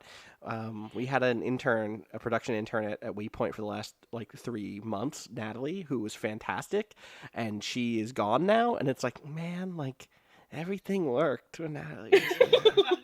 We are 2 days into this new week without Natalie, and it doesn't work. It's fine, it works. It's just like extra time, So shout outs to producers. That's what I'm saying. Next question. Christina. Hello, assorted friends. I am planning to run Costume Fairy Adventures, a fairly light improvisational game that has a dope title. We should look into this. Someone write this down. Allie, as a producer, could you write down Costume Fairy Adventures? Okay. Put it on that list of games we should play. I'm planning on running Costume Fairy Adventures at a con in November and was looking for tips on how to be a good GM for a con gaming session. I listen to a lot of podcasts, but these tend to be people who all know each other and the system. What should I make sure that I'm doing to ensure that my group of likely strangers has a great time? I've never run a game at a con, so I'm already at a bit of a disadvantage here. Have any of us Have you played a game at a con? Yes, and I've seen them go bad. That's a good way of framing this, Keith. Have you played a game at a con? I have. I played several games. What's the worst thing that a con game has ever done? Not known how to play the game right. 1, check. Fucking, if you're gonna run a con game, know the game pretty well. 2, know the book. If you don't, fake it. Like, you Oh, don't need to know grapple rules. I know they're on page 64. You don't need to stop the game and turn to page 64 at the convention so that you know how you're doing grapple rules. If you don't happen to know them, it's okay. Focus on like whatever story is emerging at the table. Focus on whatever the players seem excited about, and like let them focus on those things. I think that's a big thing. honestly, the best part about knowing the game really well is that like you can know what you can do that isn't in part of the game. Like Right. you can a thing that comes out of knowing the game super well is faking grapple rules if you don't Totally. remember them. Like, if Yeah. I didn't know off the top of my head how, some very important in a PBTA game, how some esoteric move worked, I would totally be able to fake it because I know what 2d6 plus stat looks like and like what sort of results might come out of it. We have to do that anyway sometimes in a game because we forgot that there is a move that applies at a certain situation. We're just like, I don't know, roll like defy danger, basically. So those are two big ones. I will say that I've run lots of games that are one-shots that are very similar, often with limited time crunch, with players who haven't played the game before. Like Allie, we played Blades in the Dark like this for the first time, right? It was like you and me and a couple of our other friends, including someone who hadn't played anything in years. And the big notes I'll say there, pre-generated characters. Maybe make more than however many players are going to be there. But, like, here are 6 characters you can pick from 4 players or 3 players. Like, pick them. You can rename them. You can aestheticize them up. But, like, here's a sheet that already has everything you need on it. 2, like, know the session that you're going to run really well. Whatever the, like, main points of spectacle, whatever the big set pieces are, have those really firmly in your head. If you're running a game that includes that sort of GM prep. Otherwise, have a really good starting scenario that you've thought about a lot that can help push the game in one direction or the other. What else, Allie? You sounded like you had a thing. Yeah, I was thinking like I haven't GM'd before, but I think especially in a like con atmosphere where like levels of experience are Yeah. different, just do the like waitress or salesperson thing of being like, do you have experience with this? Have you been Yeah. here before? Have you played this game before? Because like just baseline asking that question directly and knowing that information about whoever's sitting there like Huge. will help you know what attention to put on which person and like kind of pull them into the fold, Yeah, so to speak. You can quickly identify players sometimes who will help you, who will be your keener student, who will like be the person who will raise their hand, who knows what to do. And that means one, that you can rely on them when you have some weird esoteric thing that you fucked up and you put in your prep and you realize you needed someone who understood the system well enough to do it. Like, okay, well, thank God Jessica's here. She knows the system super well. But there's also it also means that maybe you don't need to give Jessica as much attention like as other players, like Allie is saying. Like, you don't need to walk Jessica through roll 2d6 plus stat. Jessica's got that. Todd, on the other hand, is like, Todd. what's a He d6? fucks up every fucking Todd, those are d20s. Todd, put those down. Todd, you did not get a 32. Todd, you didn't. Todd, you didn't. He's rolling behind cupped hands like, no, I did. Todd, in this system, it doesn't even matter. Anything over a 10, you just, I don't get a bonus? No, you don't get a bonus. You didn't get... Todd. So I think something is like, I had this really bad English teacher when I was at UMass Boston, who had this horrible habit of always saying that everybody was right, even when they weren't. And would then just try to sort of ham-fist the correct answer into what this person said that was wrong, which is a terrible way to teach an English class. But it's a really good way to be a GM with people that have never played a role-playing game before, where you can try to help them do the thing that they want to do that doesn't work in the system. Right. Instead of being like, no, that's wrong, you can be like, well, okay, I see what this person is trying to do, and here's how they could do it. Right. And here's even how I could make what they already did work without having them to, like, waste time redoing it.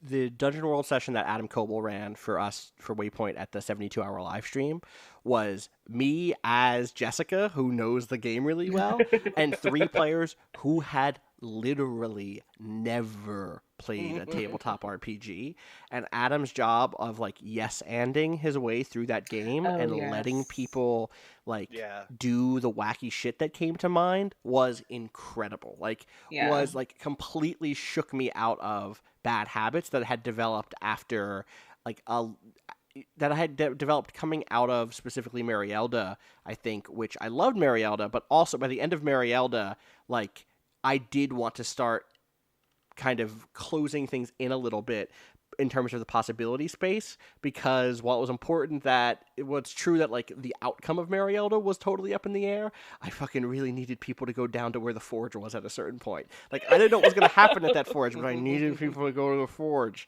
And so to play with someone who again was just like, I don't know, fucking who cares? Like, yeah, the skeletons hate farts. I can work with that. Like, it worked and it was funny and Yeah. like that was good. Which brings me to the last thing I want to say here, which is like, this is a one-time thing. You don't need to be precious.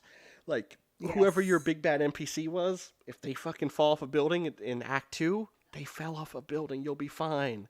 Change, like fucking, Yeah, that person is gonna have like an arc that's like, oh, they're gonna be the big bad for like a month. right. Like, It it's doesn't fine. matter. They're gone. That Yeah. person is going to be having a Pepsi in 20 minutes after they're done with the session.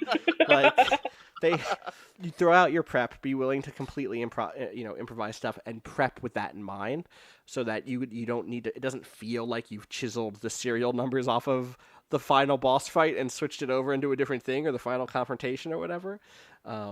Yeah, everyone should go watch that Waypoint Dungeon Yeah. World game because it's I so think good. the waypoint thing is such a specific thing too, because like even just knowing like being able to suss out the like temperature of the table and the Yes. tone that they wanted the game to be is like so Totally. important. Because like if Danielle had pulled out that like ridiculous accent and Adam just kept being like, well, you're fighting this moth and it's very serious. Right, Like right. it's like it's a very big thing. Like he's enslaved in this place and like that would have been the worst Right, and she's just thing. like deep Rhode Island accent, even though it's grim dark fantasy. Actually, I kind of want to live in Yeah. that world where I just get to drop Danielle into shitty grim dark fantasy games. She tries to order a cabinet. Yeah, exactly. Oh, people should go watch that game. It's man. super good. Yep. I think we only have a couple more, because it's getting late. I'm just trying to see if this is one that I have time for. Let's go. Oh, can I say one really quick for that last question? Yes, absolutely. Sorry, apologies. If you're reusing certain sheets, fucking laminate them. Yo, And, laminate them. Give dryer. Yes. Yes, Yeah, good. Yes, yeah. Dre. High And five. get markers, get character sheets that are laminated, and get markers that can write and then be erased. Oh, off dry the screen. erase. Yeah, that's a great Ooh, idea. get some post like cards, some- like cards to give Oh, to people. man. Yep. Yeah. Get blue Cards. books. Make them write an essay after. Yeah, it's the same thing as last question. Like, if you're gonna be the thing facilitating a thing, like think it out and make it convenient Yeah. for the people that you're doing it with, 100%. because it is gonna make Mhm. it so much easier. Absolutely. It's Because, like, huge. especially in a con situation where, like, your goal isn't to have a good time with friends. Your goal is to, like, get people interested in the game that you're showing. Totally, Like, and that's you want. Yeah. That's another really brief thing. You don't have to show the whole of the game. The first Burning Wheel game that I ever played was a scenario that the creator of Burning Wheel, Luke Crane, now at Kickstarter, always demoed for Burning Wheel back in the day, and it was called like The Negotiation or something like that. It was about a bunch of dwarves meeting a bunch of elves and like basically having a kind of not a debate, but like a negotiation over some sort of resources. And it was like 100% based around a single conversation. It had like a little bit of lead up and a little bit of after, and there's really only like basic conflict resolution, and then there's one interesting system about like debating. No combat was in that demo. No interesting shit around the magic system in that game. Very little bit around some of the weird stuff that the different cultures and races can do. Like, it didn't need to do, here is what all of Burning Wheel is. None of the leveling up. You're not there to do that. Or if you are, then you can build a different demo around that stuff. But with a lot of games, like if we were running the Sprawl at a con, I would have clocks, but I might even have clocks set at the top of the game where I'm like, all right, you're in the middle of this mission. Here are where the clocks are already at. Oricon they're already at, 1500, and, the Righteous Vanguard is at 1900 or whatever. And like, these are the people who are on your case. Here's what you're doing. Go. And I wouldn't spend a lot of time doing like tracking like money, for instance. Already something I don't spend a lot of time tracking in games anyway. But I wouldn't do that for like showing off what the Sprawl is super good at. I wouldn't worry too much about vehicle rules. Like I wouldn't be like, okay, well now we have to have this section where one of these people has to drive, and I have to talk about like what the aggressivity score of this car is or whatever. Like no, that's not. I don't. The power score of the car is not a key part of why I'm trying to show people that the sprawl is dope. So yeah, focusing on what you want to show. This next one I'm going to skip, not because it's a bad question, but because we're running low on time, and there's another one I want to get to. Briefly, though, there was a side question here from Sam who says, who names the episodes Austin, Allie? Generally, Allie comes up with like 3 or 4 really good episode titles, and then me and Jack and Allie kind of decide which one is really the best one there. Sometimes it's hard. Sometimes it's like, listen to this, Austin, listen to this 20 minutes. I bet you there's a good phrase in here, but I've spent the last 8 hours on this episode and I can't find it. The amount of times that I finished editing an episode and then listened to it twice just to find a title is too many. Totally. This one is the last one that I definitely want to hit. Actually, let me just peek ahead really quick and see. God, there's a lot of good questions. All right. But this one is the last one I think we're going to have time for. This one comes in from Virginia, who says, I'm pretty new to tabletop RPGs, though I've been playing Pathfinder with a small group of friends for nearly 2 years. It's been super fun, but I am having an issue with some of the alignment stuff. Maybe it's because I'm a newbie? The problem is this. My friend decided to play her lawful good paladin as racist, sexist, and homophobic.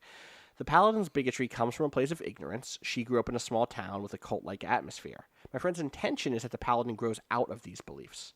I've argued to my party that because the paladin's alignment is lawful good, and always has been, on some level we are saying that bigotry falls under the category of good in this world, and that seems super fucked. I think good is subjective, for sure, but evil in our campaign has been mostly played as what is traditionally thought of as evil as in Pathfinder. It seems unfair to allow the paladin to be on the same side of the alignment as my chaotic good ranger, who is queer and mixed race and not a huge unthinking asshole. Should I have a long talk with my campaign about what we do to define as good, or just let it go? Virginia. That is a good question. That is a very good question. I This think is such a doozy. Oh, go yeah, ahead. I think like obviously this is like hindsight 2020, but one of the things I've noticed in some newer tabletop books that I really like is encouraging GMs and groups to have that conversation Yeah. about like what do we want and what do we not want in this game. Where are our lines? Like what is stuff like do we want to play a game where we just say like, yeah, like I really am uncomfortable with, or I'm just tired of like racism in terms of like, oh, goblins are gross and stuff like that, and I just don't want to deal with that anymore. But obviously, that's a hindsight in the like a next time. Totally. Thing. The notion that you kind of hit on there briefly, Dre, of lines. There's like a pretty common phrase inside of tabletop communities called lines and veils. Lines and veils are both like two different ideas around how you can handle kind of verboten like topics that you don't want to deal with on screen. Veils are like, hey, obviously maybe there's sex in this game, but we're not going to show it. We're going to pull the veil closed. We're going to fade to black here, in which we're saying it's part of the fictional world.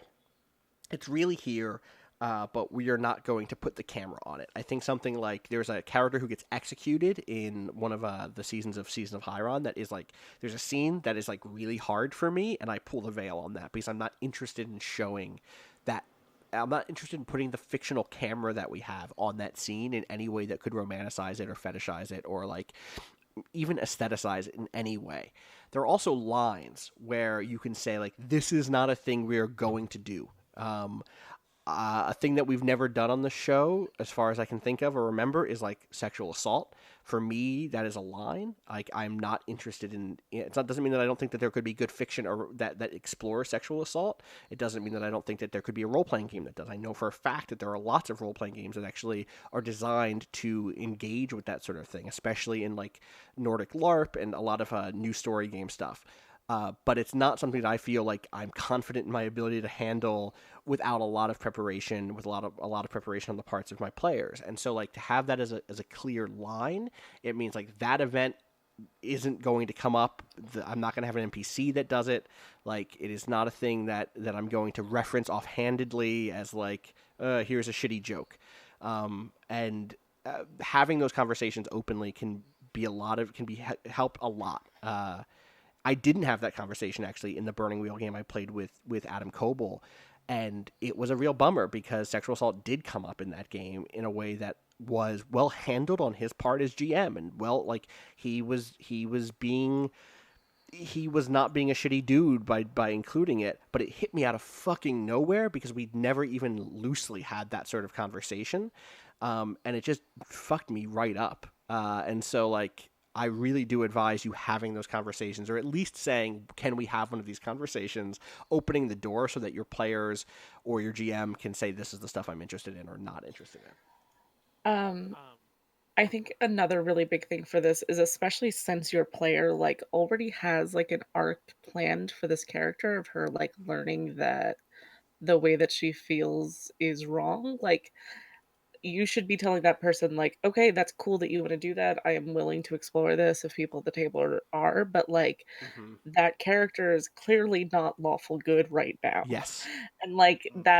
that's cool. Like I had a hard time deciding that Hela was going to be evil, Yeah. leading into her being evil. And then like as we were going into season 3, I was like, I have to commit to this for a little bit, but I know that when the time comes she is going to change to chaotic or to neutral, and like I sort of already know what Hela's like chaotic like phrase would be if she made that Ooh, change. hit me up And off like mic. I want to hear this shit. It's time to start planning. I think I I told you once, but like I got a yeah, season if 5 doc. Shit. but like yeah, I if especially like if your player's looking forward in that way, you just have to be straight up with that player and be like, okay, that's cool, but that is not what we're doing right now. It is clear that we're not doing right now, and it's not like fair to the world or to the other players to like pretend that that's what's going on. Um, and yeah, I would be really blunt about that because like this doesn't seem lawful good to me. And Yeah. Yeah, at all. like a person can be a paladin, like, you know, really strong, firm in their beliefs, but like, especially when like lawful and good are supposed to reflect society as much as they do, It's a fucking. I mean, like this is the have problem that with hard talk, lawful. This is yeah. the problem with that whole schema. Is like it. I mean, there was that meme going around recently by Darius Kazemi that Oh, set. I hated that. I love it because I'm on. Keith, you are the quietest person right now. Hi. I tried to say. Oh, Nope, like, Keith, super you are a quiet? child. You Yeah, are you're a very Yeah. child quiet. in a well. That's weird. I don't know why that would happen. I haven't touched anything. You are Let's so see. far away. There we Too go. much, too much, too much, too much. Okay, there Okay, how's we go. that? There it Hey, That's is. fine. sorry, I tried to Perfect. say something a couple times and got interrupted, and I think that's why. Uh-huh. Oh, sorry. I think I was very quiet. the reverse Briefly the meme is Darius Kazemi, who's this great bot maker and internet personality, I guess, made a meme that was like all of the. It was lawful good. It was all of the, all of the D&D alignments where they actually are. Yeah, it was the meme of like, here's the thing that this is, here's Right. the alignment of this thing, but the thing was other alignments. Yeah, which was I so couldn't good. process it. Looking at it, it I was need to- like I need to so find it and So tough. look that's. I'm I with was you, gonna. Allie. I thought it was really good. I agreed with almost all of them, but here's the thing. So I think there's a lot of steps, and I'm glad that like I feel like what Austin said was sort of like the first step of engaging with this, and Allie's thing was like the second step of engaging with this. I think that it's for like an important thing is like really like gauging where your friend like how much fun is your friend having being like a racist, sexist character, and Yeah. like that could be a huge problem. And let's just pretend that your friend is well intentioned and not Yeah. like having fun playing a fucking piece of shit, but after you have the conversation of like, well, your goal is to change, so your alignment should be different and then should become lawful good. But I guess at a sort of shallower level, I think it's worth exploring the differences then between lawful and chaotic, and not Yeah. not stress the difference between like two good characters. Like there's obviously a way. What I'm saying is I think that there's a way at a certain level to be like, okay, well, here's what this world values in someone who's lawful. And Yeah, what yeah, it's yeah. what it's valuing has nothing to do with how actually destructive this person's beliefs are. Um, and I had another point, but I can't remember what it was. But if I remember, I will interrupt. Yeah, I think that's an important point though, because like you don't want to like completely talk this person out of it, because like I baked xenophobia into Hella, and like I Mhm. really like playing that character, and like that's a thing that I wanted to explore, but like being honest with the world and also honest with the people at the table is such an important thing here, that you just like really have to be very blatant with the conversation around this. That's like, okay, what's the solution here? Because this isn't it. The other thing there for me, I've also pulled up this good chart, which I'll get to in a second. I love The it. other thing here for me is like you can have part of this conversation that is like about how you want to frame this. Um, I've talked already off, in a previous thing about how we ended up like completely canning the first recording of Ground Game because it went into some places that we weren't really into in terms of the way the empath worked in the Veil and the way a scene played out with Keith and with Coin, his original character.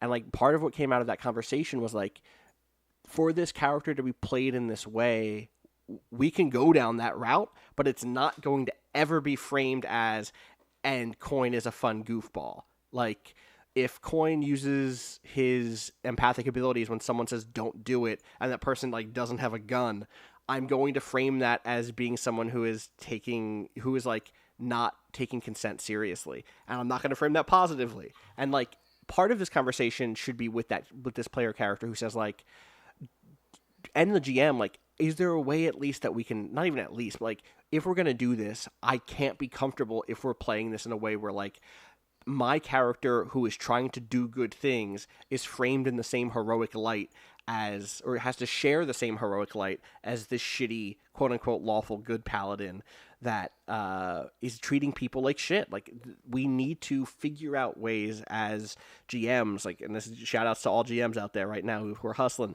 We need to figure out ways to talk to our characters about how they can be protagonists or how they can be like the active members of our games, and also how they can be like, it's okay to frame those characters as frankly bad and shitty, as characters who are not the heroes. And I don't mean that in like a like goatee stroking ha ha ha I'm the bad guy now way, because like playing Darkside KOTOR is frankly, you are framed as a greater hero than you ever are if you play Lightside KOTOR.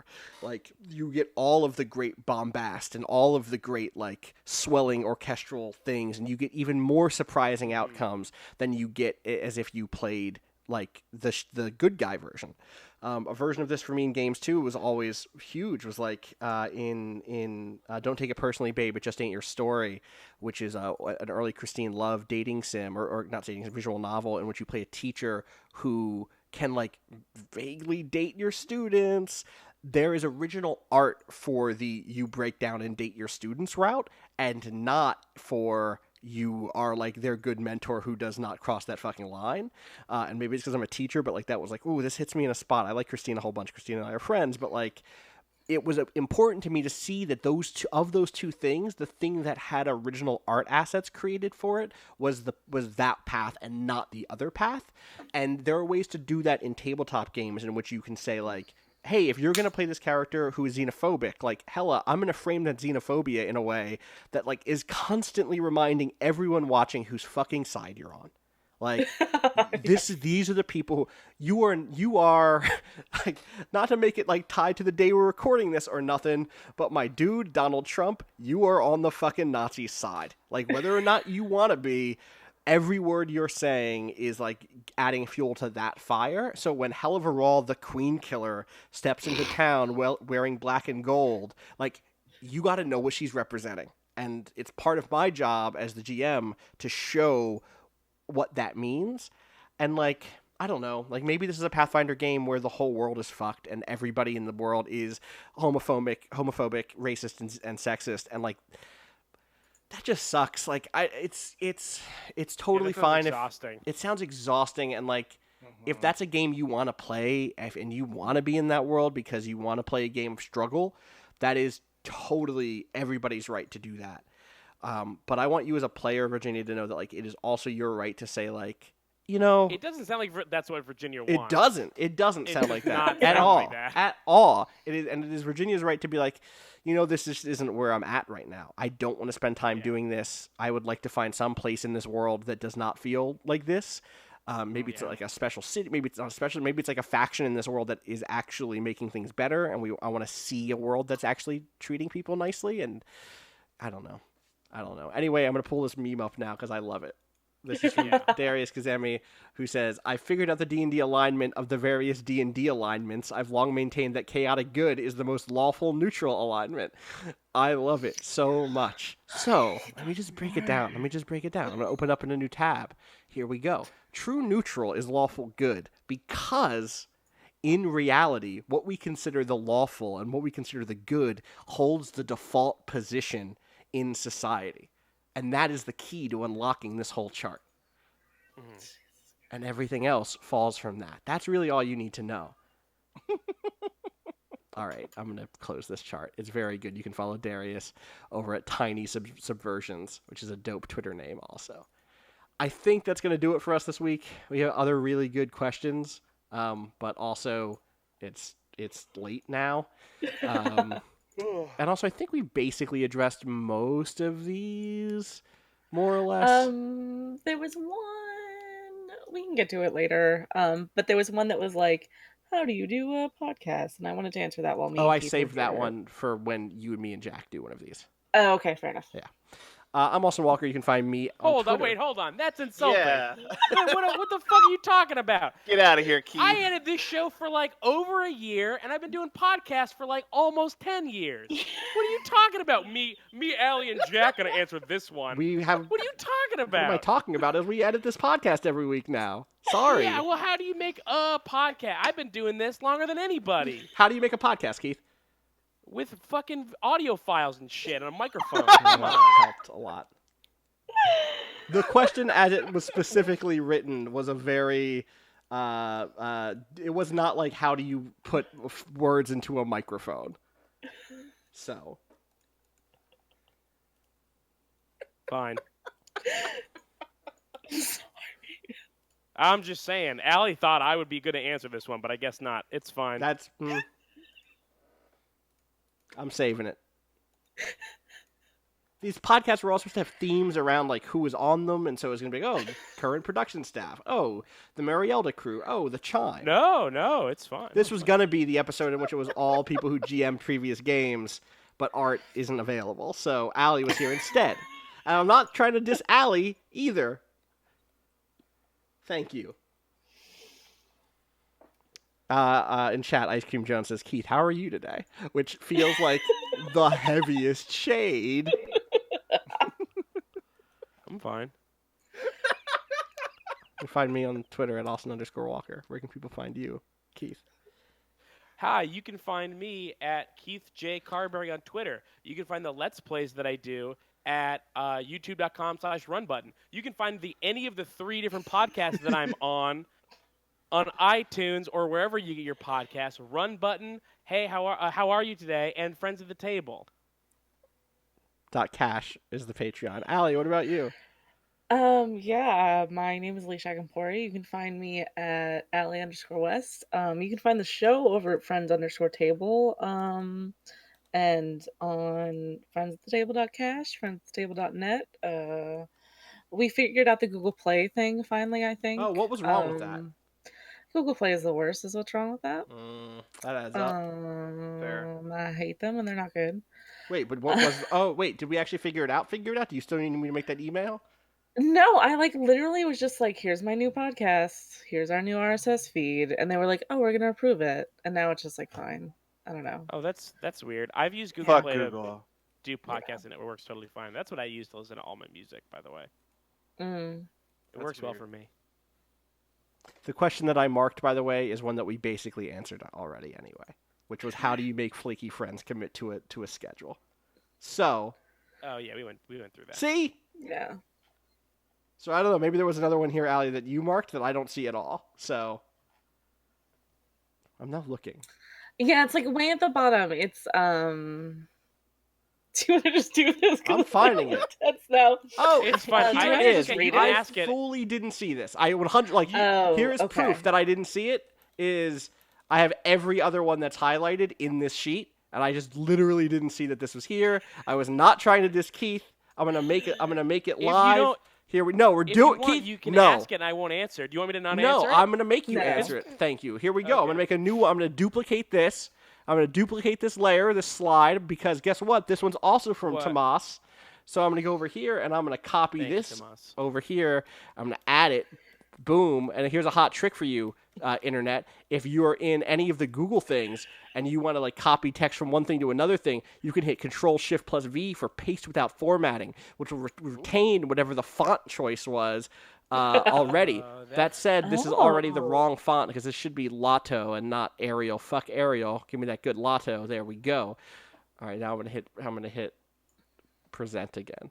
Paste without formatting would have been really useful for taking stuff over to Roll20. Yeah, it sure fucking would. Or like pasting anything from Discord because for some reason God, it it keeps the sucks. night mode. Like, Uh-huh. are you fucking kidding How does it me? even know?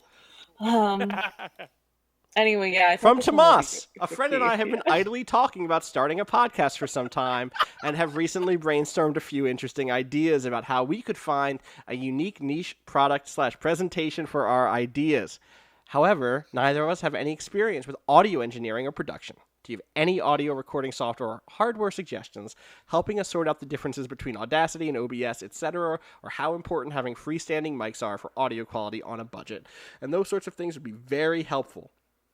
We would also appreciate pointers in the direction of any learning resources, training video series, etc. In many respects, we don't even know what questions we should be asking about what we need to know. Keith, do you have any tips? Hi. Yeah, dude, I got so many fucking tips for this exact question, it turns out. All right, so It was rule all the way number at the one bottom. about- It was all the way It at was, the I bottom. swear to I fucking Christ, I didn't see it. 100%, I 100% believe that Austin did not know what this question Because was. Keith, she 'Cause, literally yeah, like- has a thing that says Keith and Allie. We should have Keith for this, but Prob need to. The rest of this note is, but Prob need to rein him in. Lol. So. Hold on. Well, that's true on almost everything. I didn't get it. read the I whole told note. you, I only the saw the bit that fucking- said.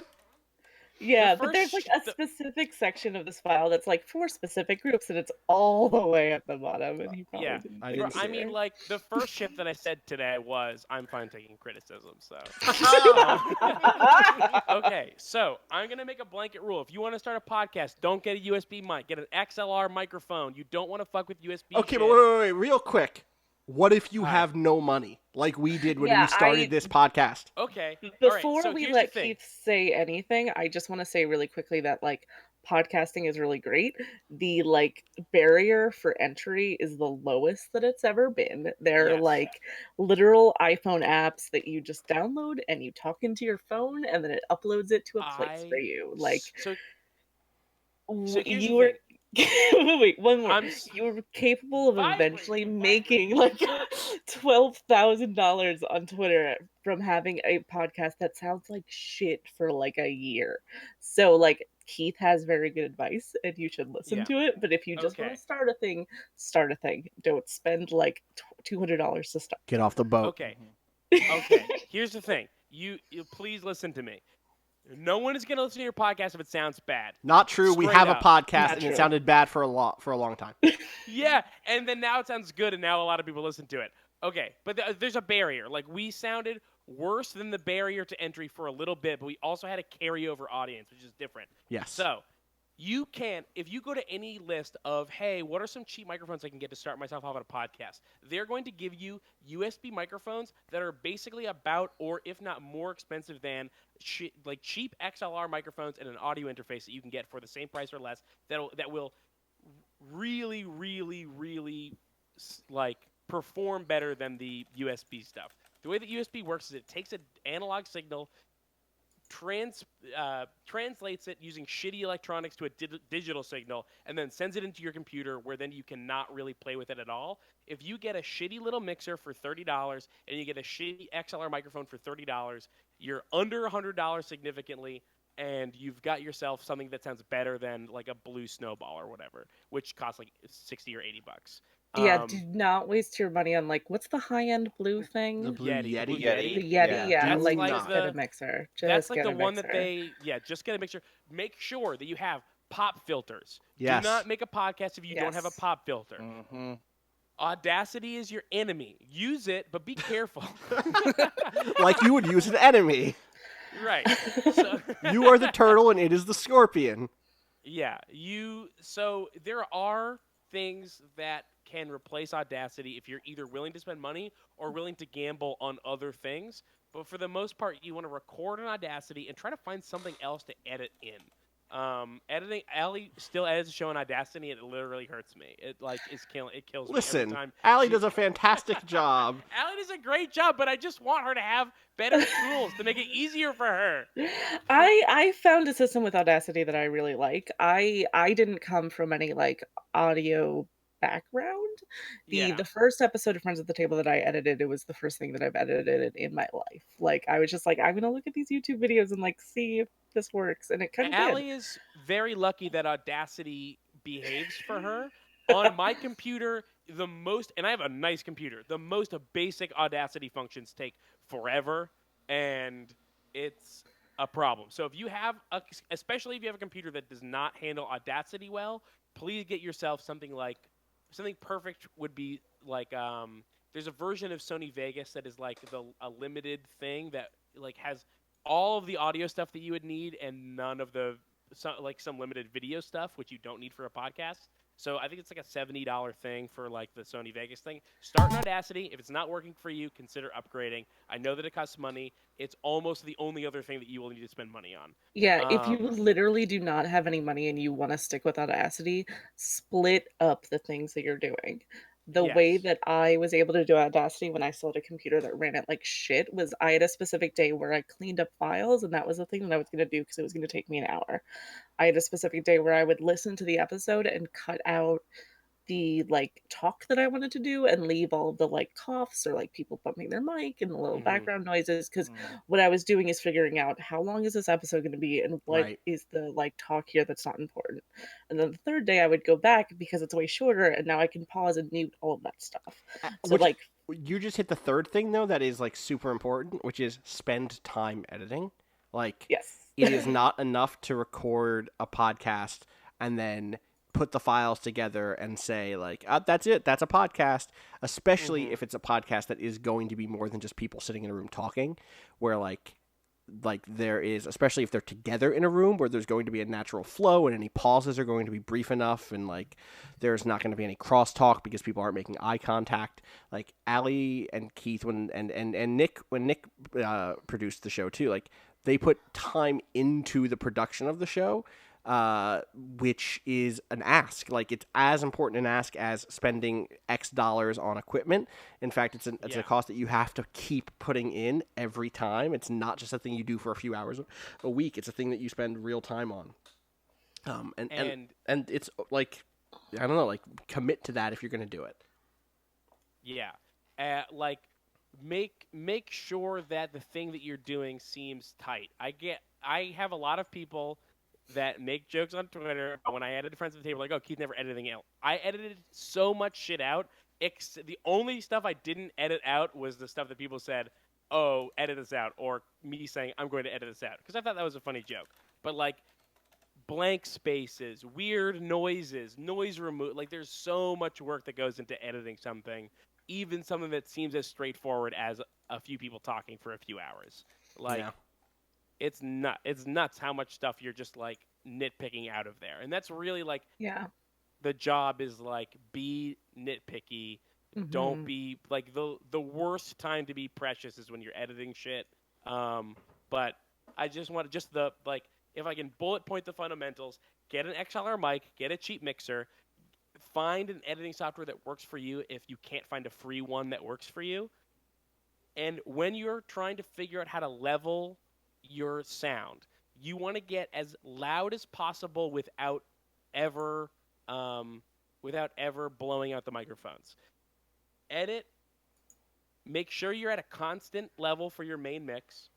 Keep the gain as low as possible, and keep your level as close to the center as possible. Those are the sort of rules for having something that's loud enough that doesn't sound weird. You might Yeah.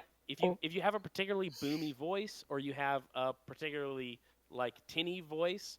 Like Kyle and I for Run Button need different microphones because he has a much bassier voice than I do, and so he needs a microphone that has a more natural sound, versus mine that is inherently geared towards a bassy sound, because otherwise it'll sound like he's talking through a fucking thing like da da da. That's how he sounds actually. To be honest, I've met him, and he sounds like that. Yeah, but we want a microphone that cancels that out, because we don't want people to know that he sounds like a person that is Like a talking Yeti. in You a can train say it. tunnel. That's Right, where they he named sounds that like a Yeti. microphone that.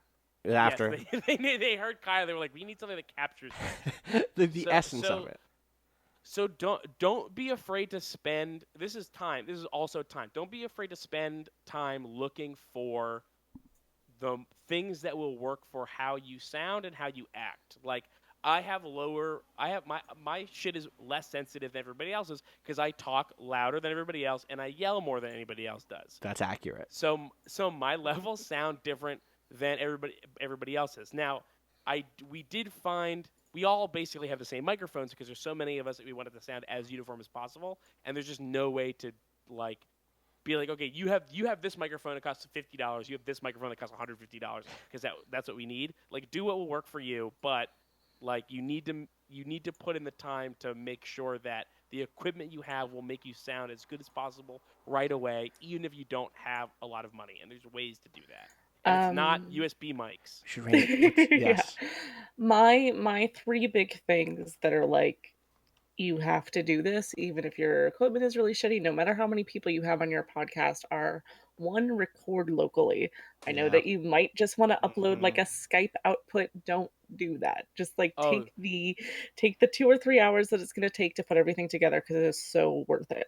Allie, How do thank we- you for saying that. It didn't even occur to me that someone would try to upload Skype audio to iTunes. Get out of here. Lots of people do it. Um, Lots of, and Lots know, of people do including it, and National Public Radio, including real ass Yeah. places do it all the time. You're um, totally right. second thing is, okay, first, record locally. Second thing is, have someone who is recording everyone, Yes. because you're gonna have to use that one day.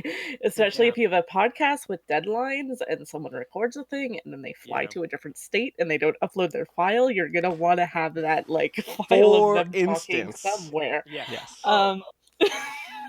I with that, I want to say again real quick, I want to reemphasize, make sure that you're not blowing out. I have been going through and helping the first episode sound a little bit better so that we can re-upload them with better audio. And the second recording session with Art is blown out, and there's just no way to fix that. You Right. cannot do, if someone is blown out, it just will sound so bad, and there's nothing you can do about it.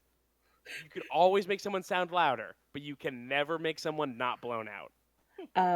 Third my thing. third Yes. thing is, if you are recording in a room where you have background noise and you are not talking, don't mute your file. I know that you think that you're Yeah. helping your poor producer and being like, oh, they don't want to listen to this weird air conditioner that I have, but muting only having audio when you're talking, especially when you have something in the background, is so bad for that file, because then there's no way to take that stuff out. Mm-hmm. Yeah. So make sure that you have it the levels are consistent and that you're recording the entire time. If you want to mute because you have to That's go a good pee, one. or because Don't you're change your volume either. Levels are consistent. Is super important. And yes. And also part of what Allie was saying, when you mute your file and you take out that inherent background noise, and there's not 4 or 5 people on the file, it's really Take that out. jarring for it to. It's really jarring for there to all of a sudden be this sort of light background. Yep. And then all of a sudden, and then it's gone when you start talking. Or like when you start talking, all of a sudden you can hear like a drip, drip, drop, and then it cuts out as soon as you stop. It is very it's so jarring. bad. It's It's really bad. bad. If you have a background like and you can't take it out, don't worry about it, because it's worse to like cut around it than to just like allow it to be this part of the episode. We do so the intros for this current season of Twilight Mirage, I will often create fake background noise, because in the Twilight Mirage theme that Jack created during the opening seconds with the tape recorder, there is background noise in that recording that is meant to be there, right? Like there's supposed to be the feeling of a room and like space there. And if I want to do a longer intro before the first piano chord hits, if that's not there, you can literally hear the background noise drop out from the music track. And so I will extend that background noise out by sampling and like kind of extending out the middle area where there's not like anything. You wouldn't even notice that it's been extended. There's no looping sound or anything like that. But you have to like pay attention to that stuff if what you're trying to do is make it. Also, it's fun to do that sometimes. It can be fun to solve that sort of thing. I had I produced Giant Bomb Presents for a year, and like there were some issues. There were some times when shit went so bad, but figuring out how to fix that stuff was really fun, because you solving an issue like that can feel like you've done a little bit of magic. I know we make a lot of various pattern magic comparisons, but like figuring out how to turn some garbled nonsense into something even remotely listenable is a good feeling, is what I'll say. Yeah. And if you don't have fun editing, try the other person. Maybe the other person will have fun, because like I love editing. It's a lot of fun. If you're having a bad time editing, ask maybe someone else to try it and see if they like it. Yeah. The way that I learned most of the stuff that I did was just by willing to sit down and take the time to fix things. Yeah. The first couple of episodes of the action game that I did, I was pulling too much noise from Dre's file, and I was super stressed out. So I was like, I don't care that Dre sounds bad, whatever. And then I would be like 80% into editing the episode. Then I'm like, this episode is actually really good, and it's shitty that he sounds bad. So what I would do is I would go back to Dre's file, literally take a clip of everything that he said and paste it back in with better sounding audio, and that was a nightmare. Right. But it God, I remember that. I remember you doing that. God, what episode was this? It was like The 3 of first them, so don't worry about faction it. games. Oh boy. And but that is how figuring out how to line up voices in that way is what made me be able to learn how to do the stars thing, because I was just like, Right. oh, if you put voices on top of each other like this, it could sound really cool, then you can fuck with it later. And then also it just made it way easier in like situations where Audacity will do this thing where like if there's silence for a long time, or if it's a really long recording, it'll just cut out seconds of that silent, and suddenly someone will Audacity be sucks. off sync like 5 times in an episode, and it's like 5 seconds each time, and it's really frustrating. But like knowing how to cut up the file and like realign it, because I did all that shit with Dre, is like Right. why the show still happens, and like we don't skip as many weeks as we have to. It's there are a lot of really good tools out there, and also there are a lot of like, I hate that it's all YouTube now, because I like to search things for text. But there are a lot of YouTube guides that will help you do very basic things in terms of like, how do I do noise removal? Like, what am I even looking at when it looks like a noise removal setting? Like, what does it mean? Like, what's the one for that I always fuck with noise removal in the intros? Or no, it's not even noise removal. It's auto ducking. It's like intervals. Like, what does this mean by interval? Like silence interval. Like, well, okay, here's the breakdown of what the silence interval is. Like, you can look this up and it'll help you get there. Noise removal is tough, by the way. Like, it's not an easy thing to figure out what the sliders mean, what the values mean, what affecting one thing will do to it overall. Back up your files. This is another one. Back up your Yes. files and fuck around with a different file than the one that is like your master file until you really know what these stuff you're doing is. Because I've definitely fucked around on a file before and been like, oh, I almost overwrote this original recording and closed this program, and then I'd be fucked in forever. I don't know how to go back to the old one. So like having have that original one saved and then open up a scratch file that you can like fuck around in Yeah. if you're trying to learn how to do an effect or like or something like that. Yeah. Any other big tips? For the record, I record into Audacity. Either Ali or I will record the entire group audio by just hitting record on an OBS file Yeah. with set to output to MP4, and then we can load that MP4 into Audacity or other editing programs and just pull the audio out of it as our big like entire Discord call audio if we ever need that for anything. It's also really good for syncing. Yeah, Yeah. totally. Yeah. I will say that. Hold on. I know that we love Time.is. Time.is know is that good. we love it. Mm-hmm. Time.is is good. There are better ways to sync the Not audio true. than Time.is. I know that some people think that that's not true, but especially if there's a low person count, I would recommend a 3-2-1 clap. No. I would recommend A an 3-2-1 clap is so alternating much worse than the count. Time.is. Alternating count I can fuck with. I can't fuck with 3-2-1 clap as being better than Time.is. Really? Well, not for us. 100%. For us, it's arguable that you're right because there's so many people per recording. But No, if I you even got mean two or three, with Waypoint Radio, we did 3-2-1 clap for like 6 months, and it was bad. And then finally, I was like, everybody go to Time.is, and we did, and it's been great ever since. So yeah, I get better results with me and Kyle on a 3-2-1 clap. but Than, you're than I guess you're not. Time.is. Yeah, So that's true. Yeah. So I You guys yes, have also when we're been not talking local, to each other for like 12 years. Yes. And like, Yeah. So I guess the point is try different things, see what works Yeah, best for you yeah. in terms of syncing stuff up. yeah, be willing to be flexible, be willing to spend a lot of time on a thing, and be willing to just Google the answer. You're gonna Yeah, find like yeah. 12 YouTube videos that say, I can't recommend a good guy on YouTube because I've always Because there just are randomly none. just Yo, told it, boom, like, got him.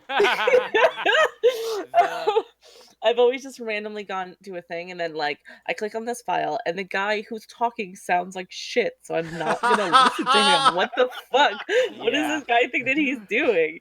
And then like there's Absolutely. another thing and it like is better and then like I don't save that because I've learned it and then I move on and like that's how you're gonna learn a lot of this, unfortunately. Right.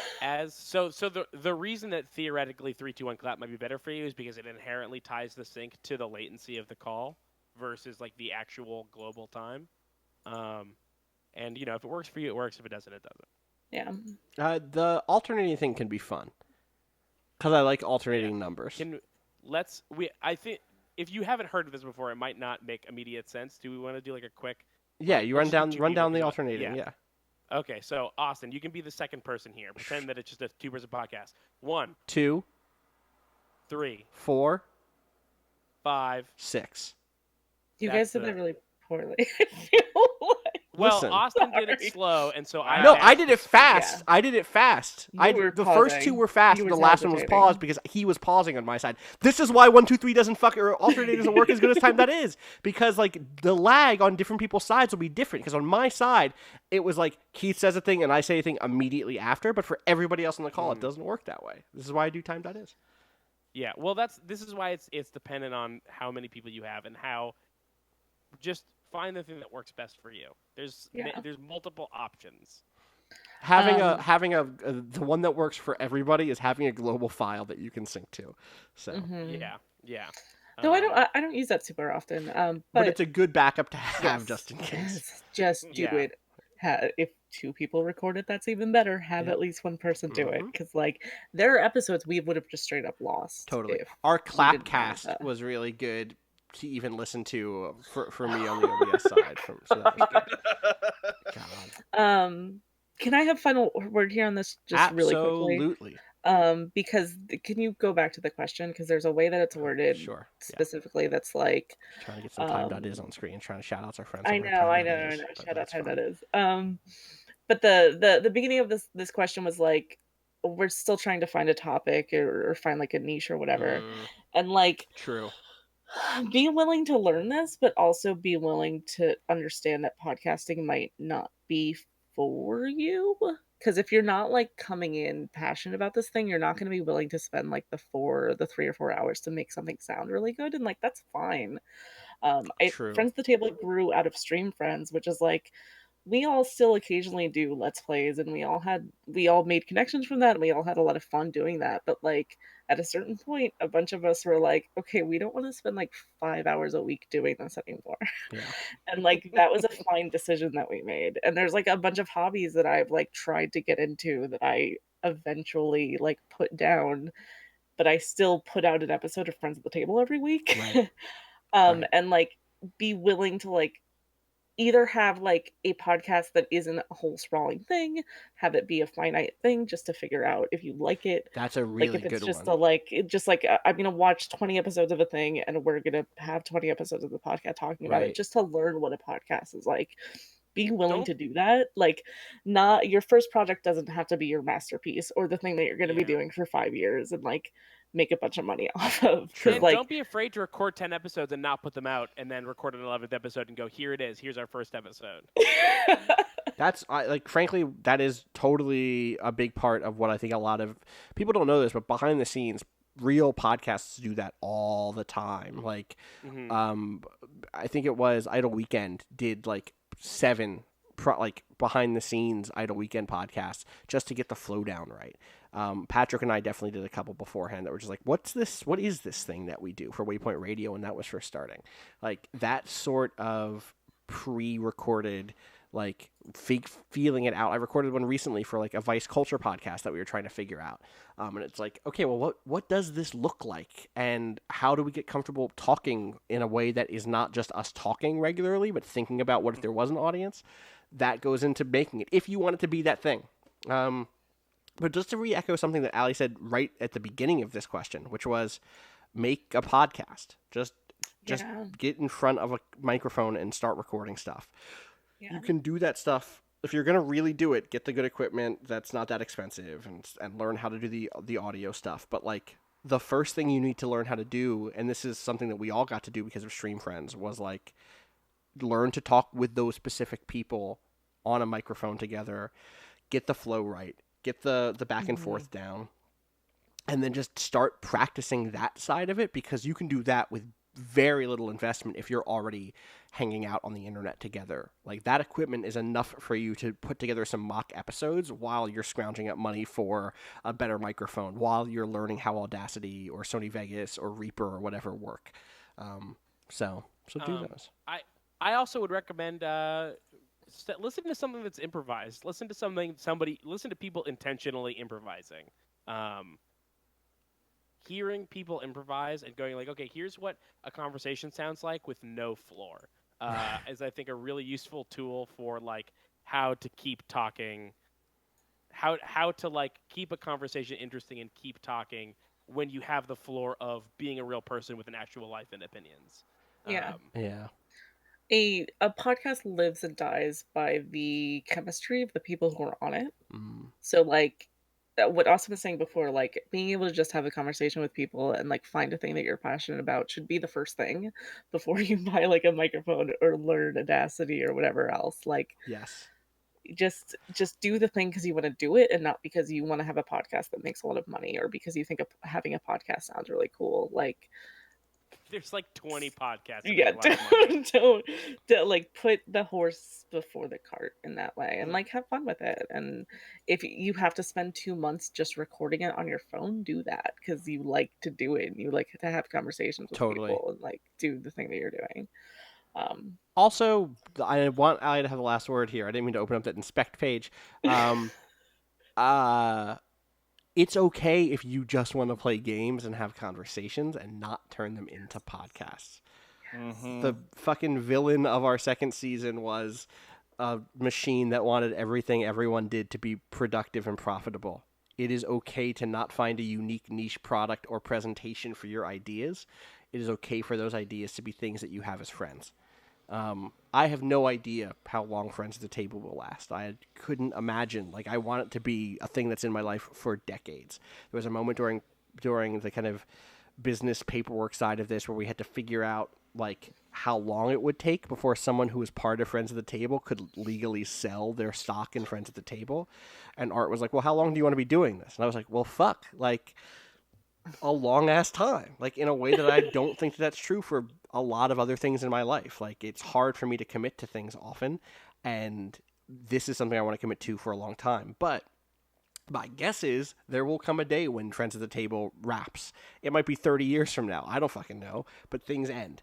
I don't think playing games with my friends will until I am fucking dead and in the ground. And like, that part of it is something that we should recognize as being valuable in and of itself before a market is involved, separate from any sort of market. In fact, uniquely qualified as something that is doesn't need to think about what is good for a market. We have to do that now to some degree, not as much as what we thought we might have to do because you're supporting us to be experimental and figure out what we want to do. But like, you know, you as players at home, when you go over to your friend's house, when Todd shows up with pizza, when Jessica is there and she's like, I know all the rules to this game.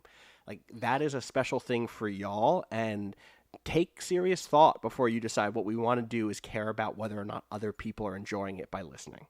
Like, if you want to do it, cool, because it's fun and good, and I like doing it a whole bunch. But also, like, it's okay for a thing that's yours to just be yours. Yeah. Friends at the Table wouldn't be what it was if we hadn't spent the first year being like, let's not make any of the decisions that we do based off of growing an audience. 100%. For real. All right. I think that's going to do it. Thank you so much for writing in, everybody. As always, you can send your questions to tipsattethetable@gmail.com. And you can, if you're watching this or listening to this now, you already know this, but go to friendsattetable.cash to support us on Patreon. New episode on Thursday. Any other announcements? Any other big things that we should talk about? I think that's kind of it. Okay. So tomorrow, not tomorrow because it's midnight right now. On Thursday, the Marielle Design is starting its like funding campaign. Zine. I say Zine because I'm an ass, but it's supposed to be Zine. Okay. I say zine because it's like magazine. Right. No, I know it's supposed to be like that, but I just like to say Zine. Zine is a good counterweight name. I kind of like Zine. Anyway. But yeah, so like keep an eye on that. It's gonna be dope. We don't have a ton of involvement with it. Is there a website? Is there a website that people can go to? You can go to Marielle Design on Twitter, and then their Twitter links to marielledesign.tumblr.com. Hey. But yeah, check it out. I think they're gonna start like doing the fundraising part of it, and I want to say specifically that we're like not making any money off of it because all of the proceeds for it go to the homeless Avenues for Homeless Youth. Yep. A Minnesota charity that provides emergency shelter, short-term housing, and supportive services for homeless youth and a safe and nurturing environment. So check that out. Again, that's Marielle Design or Marielle Design on Twitter, and Marielle Design or marielledesign.tumblr.com. Do not type the or. It's one spelling or the other, or it's the same spelling. It's one pronunciation or the other. There is another thing. There's something that just went out in mail, right, Allie? Yeah, the postcards were mailed yesterday. Hell yeah. Postcards on their way. Yes, they're on their way. I have labored over these things. I spent all of yesterday like watching the doorbell camera that I have to make sure that they were A, safe before the post office lady picked them up, and B, that she didn't look confused by them when she actually took them, and she didn't. She apparently is used to mail in a way that I am not, which is good. She didn't open up the mailbox. How good it is. Whoa, what is this? I never expected there many of them for me to be something like... that I have to mail. I deliver the mail. I don't pick up the mail. There was like 155 of those, which is an insane amount. Shout out to the people who give us money for cool postcards. The postcard design is so good. I'm gonna interrupt you because Janine Hawkins did incredible work on this fucking first postcard design. It is it is the first entry in a little bit of a story that Jack and I have cobbled together. It's gonna be cool. So look forward to those. Allie, you So were gonna say good. I'm something else? so excited for the second one. I was gonna say when you get it, send a picture to me and Janine. Tell Word. Janine how much you like it because it's amazing. It's so good. Second thing, if you're listening to this and you're like, I can get a postcard, I want a postcard.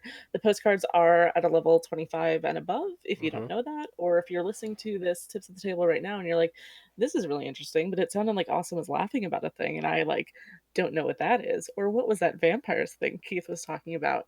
If you donate $15 and above, you can watch this live. So True. if you're like donating $5 and maybe you just got a raise at work and you'd like us, you can bump up to $15 and And as a reminder, if you're a millionaire, $15 an hour, fucking get on yeah, it. yeah.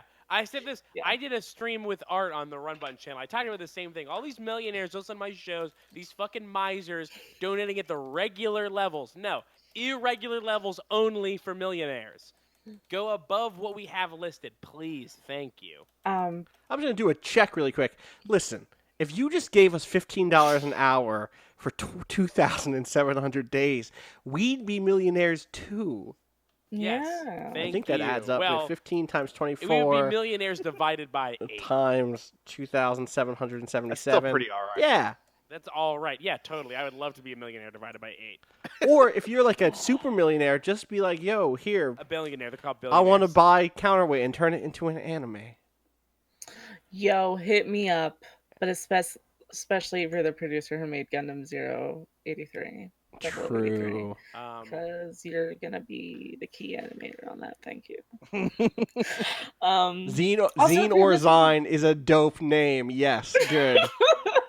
Also, if you're listening to this and you really are only scraping together the $5 a month, thank you from the bottom of our hearts. 'Cause, Seriously. For like, real. we Absolutely. absolutely like the millionaires out there. Please give us $1 million. But For everyone also, who can't, like, like the money that we have so far is like legitimately life changing, and I don't want to downplay Yes. it is that by like meaningful asking in a for way that more. is like hard to even put into words. So shout outs to Yes. you for supporting us. It like I've said it again and again. There's this really good Scott Benson post on Twitter that just says like make art, make rent, make others do that, help others do the same, and like y'all are on it right now. Let me tell Yeah, you. Mike.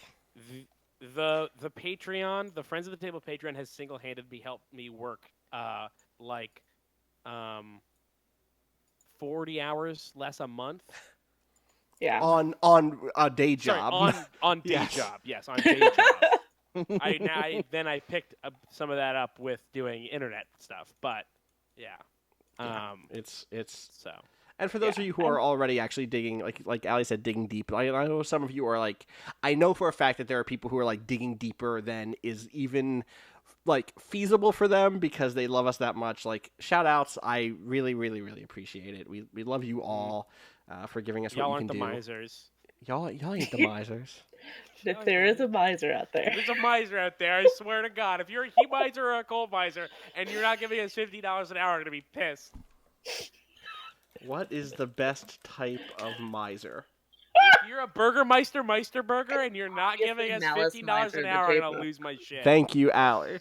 Thank Good. you. Allie as well. Thank you to Thanks, me. Allie. Miser as a word isn't shitty, right? Like I want to just make sure. No, I think a miser is just like a person that is it like could be an cheap. anti-Semitic thing. That's what my worry is. Could. I A just wanna miser, make a person sure- who hoards wealth and spends as little money as possible. I'm sure that this word has been used. Oh, it absolutely anti-Semitically. has been Mhm. used. But I do I'm not just think that it checking is an the anti-Semitic etymology. word.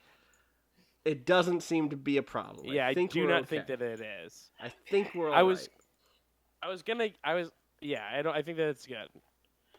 I feel like I would have heard that it was bad by when I It's said just it one the of other those things day. where you have to look it up. Like Art had maroon the other day, and I was like, Yeah. "That's a great old timey insult." And then I looked it up, and I was like, Wait, "Dark I'd never skinned even heard of people, it as there an. we I'd never even go." heard that it It's was an insult. complex. It's complex. It is a thing, and it also isn't a thing. thought it was But just it's let's err on the side of care. Caution, Of yeah. caution. All right, that is legitimately going to do us. Thank you for diving into our etymology podcast. We will be back with a full episode on Thursday. Mhm. Next week. So you're probably, if you're not listening to this tonight, you are probably listening to it on the weekend of the 18th and 19th. Next week, Friday and Saturday, there's going to be another episode of Bluff City. Enjoy it. It's gonna Yo, be it's fantastic. good. And it's then good. sometime, maybe the week after, we'll have a live. I don't. PAX is gonna fuck. PAX things is going to a fuck it little up. bit, I'm so out I of town from the don't 31st to know. the 4th. Yeah, I don't know when that's Um, gonna happen. It's gonna happen this month. Yeah. We'll figure it But out. we'll Maybe Can I the, plug find a maybe way the for it. 26th or something. We'll figure it out. Oh yeah, maybe. You guys mind if I plug something real quick? Go for it. Absolutely.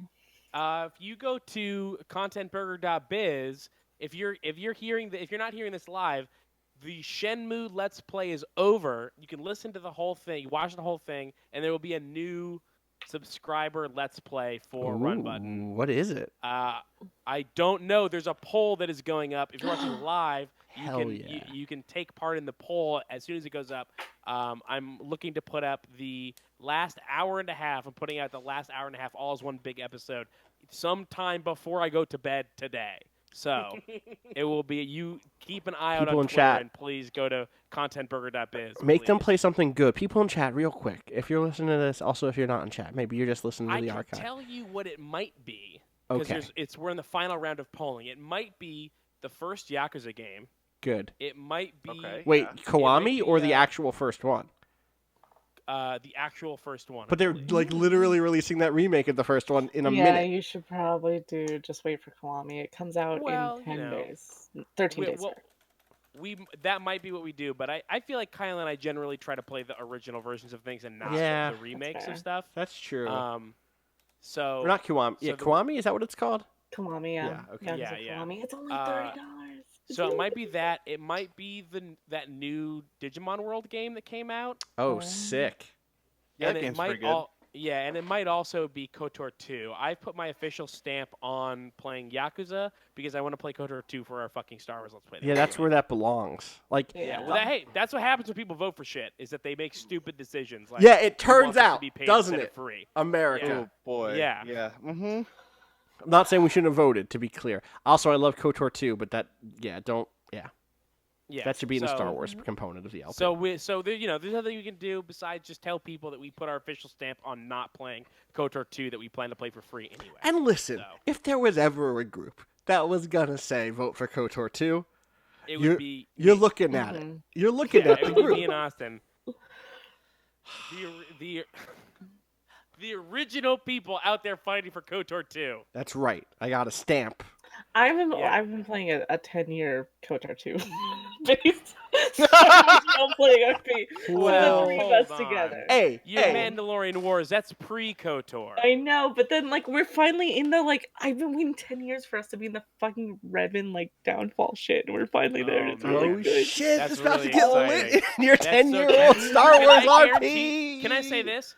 I will guarantee that whatever Allie comes up with is better than that bullshit Yo, Revan book that came out. fuck in conjunction that with the book. Old Republic. Yeah, with the Old Republic. That book Yeah, that sucked. book sucked. The Old Republic took the coolest shit ever and turned it into some lame stuff. I don't even care about Revan in Old Republic.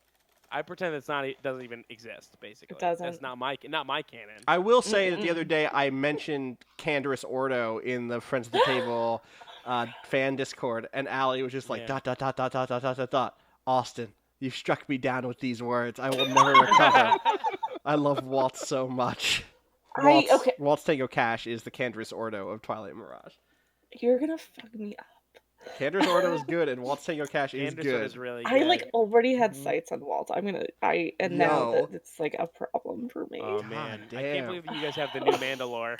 The new Mandalorian is here, and he eats spaghetti through his hands. No, the Mandalore is Don Sparrow, and he's having a tough time, but it's fine.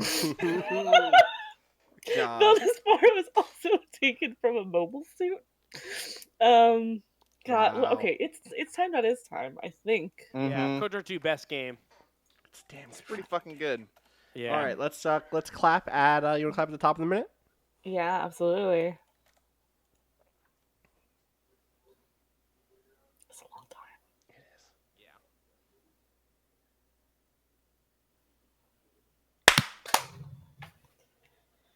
It was all right. Oh, that was good. Yeah, I fair. I used to not like Top of the Minute. I think I'm coming around on it. It's fun. It's the whole top of the minute. Yeah. I really want to start doing it on the 3s and the 7s. That's where I'm at now. Ooh, I I think that's hate Mm. numbers that Why are are you divisible like by this? 5. In what world? Hey man, a second's Yeah. a second. 5s and 0s are totally arbitrary. You're totally arbitrary. I'm No, hanging I up. like numbers that Bye. aren't divisible by 5. I don't like. Are we still live? Yeah, we're No, still right? live. I'm gonna hit Oh. unlive Yeah, we're still now. live. Bye, internet. Bye. Bye.